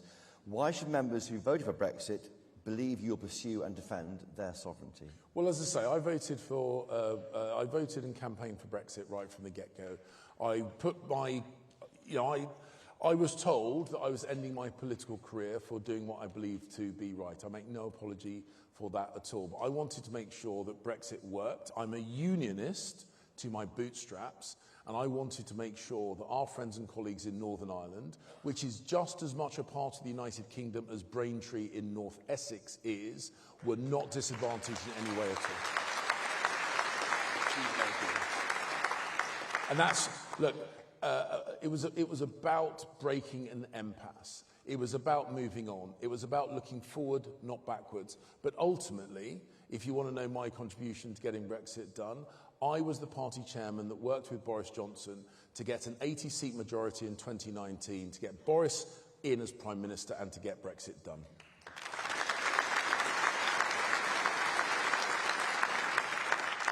On the Middle East, William from Scotland says, should we be a better friend to the political representatives of the Palestinians or the Israelis? And if so, why? Well, I worked very closely with the representatives of both the occupied Palestinian territories and Israel. I have excellent working relationships with the leadership in Egypt, the leadership in Lebanon, not Hezbollah, but the leadership in Lebanon, the leadership in Jordan, and the leadership of the Gulf countries. It is an incredibly difficult, challenging and complicated part of the world on some levels, but on other levels it is really straightforward and simple. Israel has, from the day of its inception, had enemies at every border. Originally state-based enemies, now Iranian-supported militia groups. Israel has a right to exist. That is a red line. Israel has a right and a responsibility to defend its right to exist. That is a red line. My support to Israel is long-standing. I am proud of it. I'm a friend of Israel. I said that directly to President Herzog when I went to see him in the days immediately after the October 7th atrocities. I stand by that pact. I'm proud of that fact.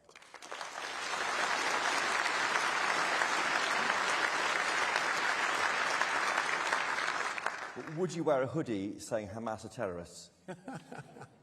Well, I think it was Margaret Thatcher who said you don't need to wear a T-shirt to show what your principles are. There we go. OK.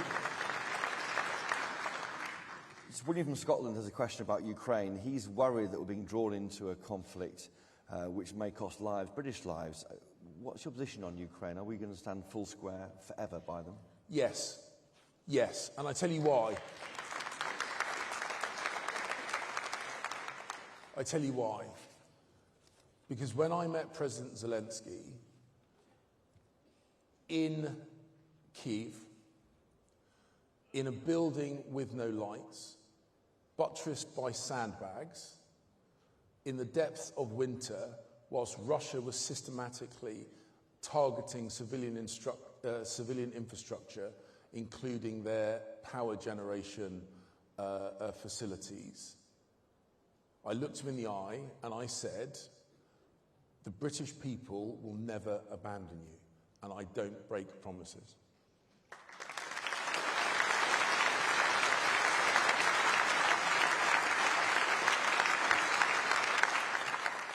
Some late questions submitted. Susan Hall, AM. You may know her. Susan. She asked, what question do you dread the most? That one. No, look, I have been grilled by political journalists in print and broadcast for many, many, many, many, many years.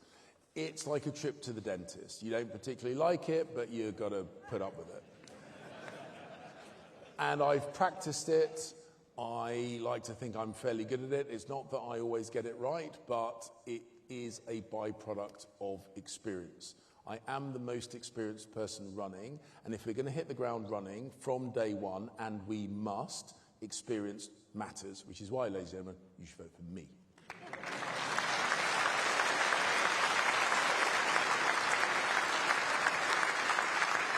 Is that a dig at some straight-talking candidates you're up against? No. It's literally me saying I'm the best candidate. Okay, fine. Sally Stubbs from Warrington Leamington, she says that given the press will dig up everything if you become leader, do you have any skeletons in your cupboard you can fess up to now? No, I blurted out. I don't know why I keep making reference to this. I should try and bury it. But when I went on the John Pienaar show just after I was elected, I blurted out some truths, which are still there. You can Google it if you want. You can Google it if you want. But the point I've said is that I'm an open book. The James Cleverly that was is the James Cleverly now and is the James Cleverly that you will know in the future. Warts and all, you know what you're getting. I'm not going to flip-flop, chop or change. I am me. I know that I am best placed to get us out of opposition back into government. My life is an open book. Tom from Guildford says, have you ever leaked information to the press? Was it ever justified? No, and I don't have to answer the second bit of the question. Okay. As I say, what a shame. Bottles are available on my stand with the word no leaks. John Davis from Huntington, he asked, do you support capping child allowance at 2, as the number of children is a lifestyle choice, not a taxpayer issue? So we've got to recognise that we are a generous country that supports people in need. But people also have to have personal responsibility, and every benefit is paid for by someone else. And there are plenty of hard-working families that do the right thing, get up early, help the kids go to school, work long hours, squirrel away every single penny. And I feel really uncomfortable stripping money from them by force to give to people who are not as disciplined as them. That is wrong, and it will not happen.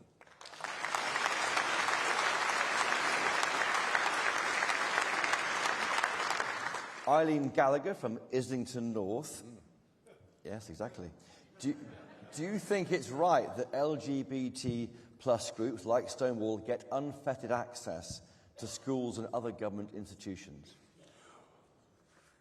So I said yesterday in an interview, we've got to recognise that adults have a responsibility to children. Children are developing. It's the definition of what being a child is.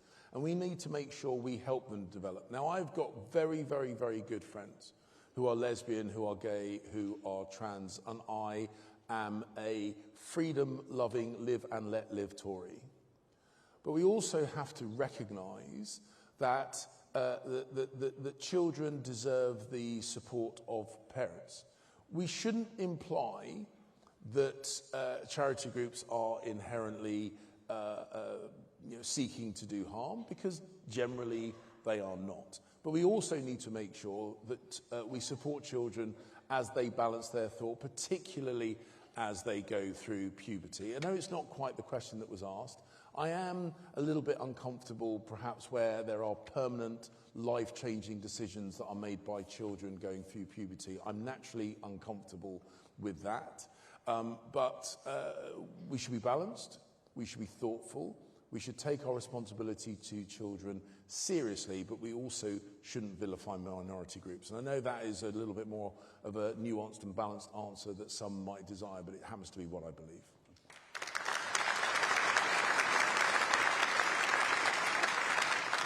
And just finally, Simon from Thornbury says, what lessons can be learned from the Man United's last 10 years since the departure of Alex Ferguson?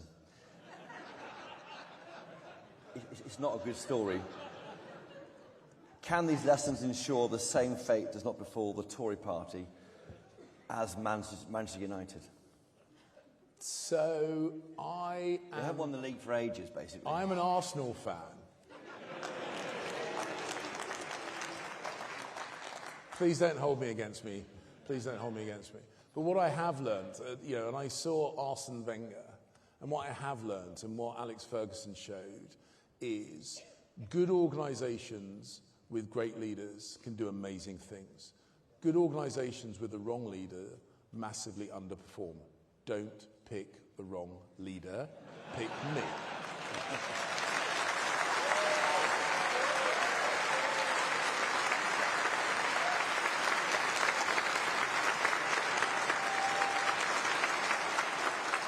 Okay.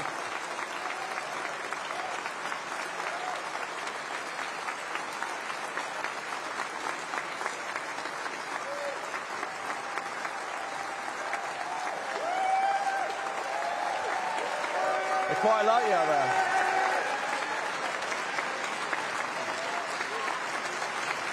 OK.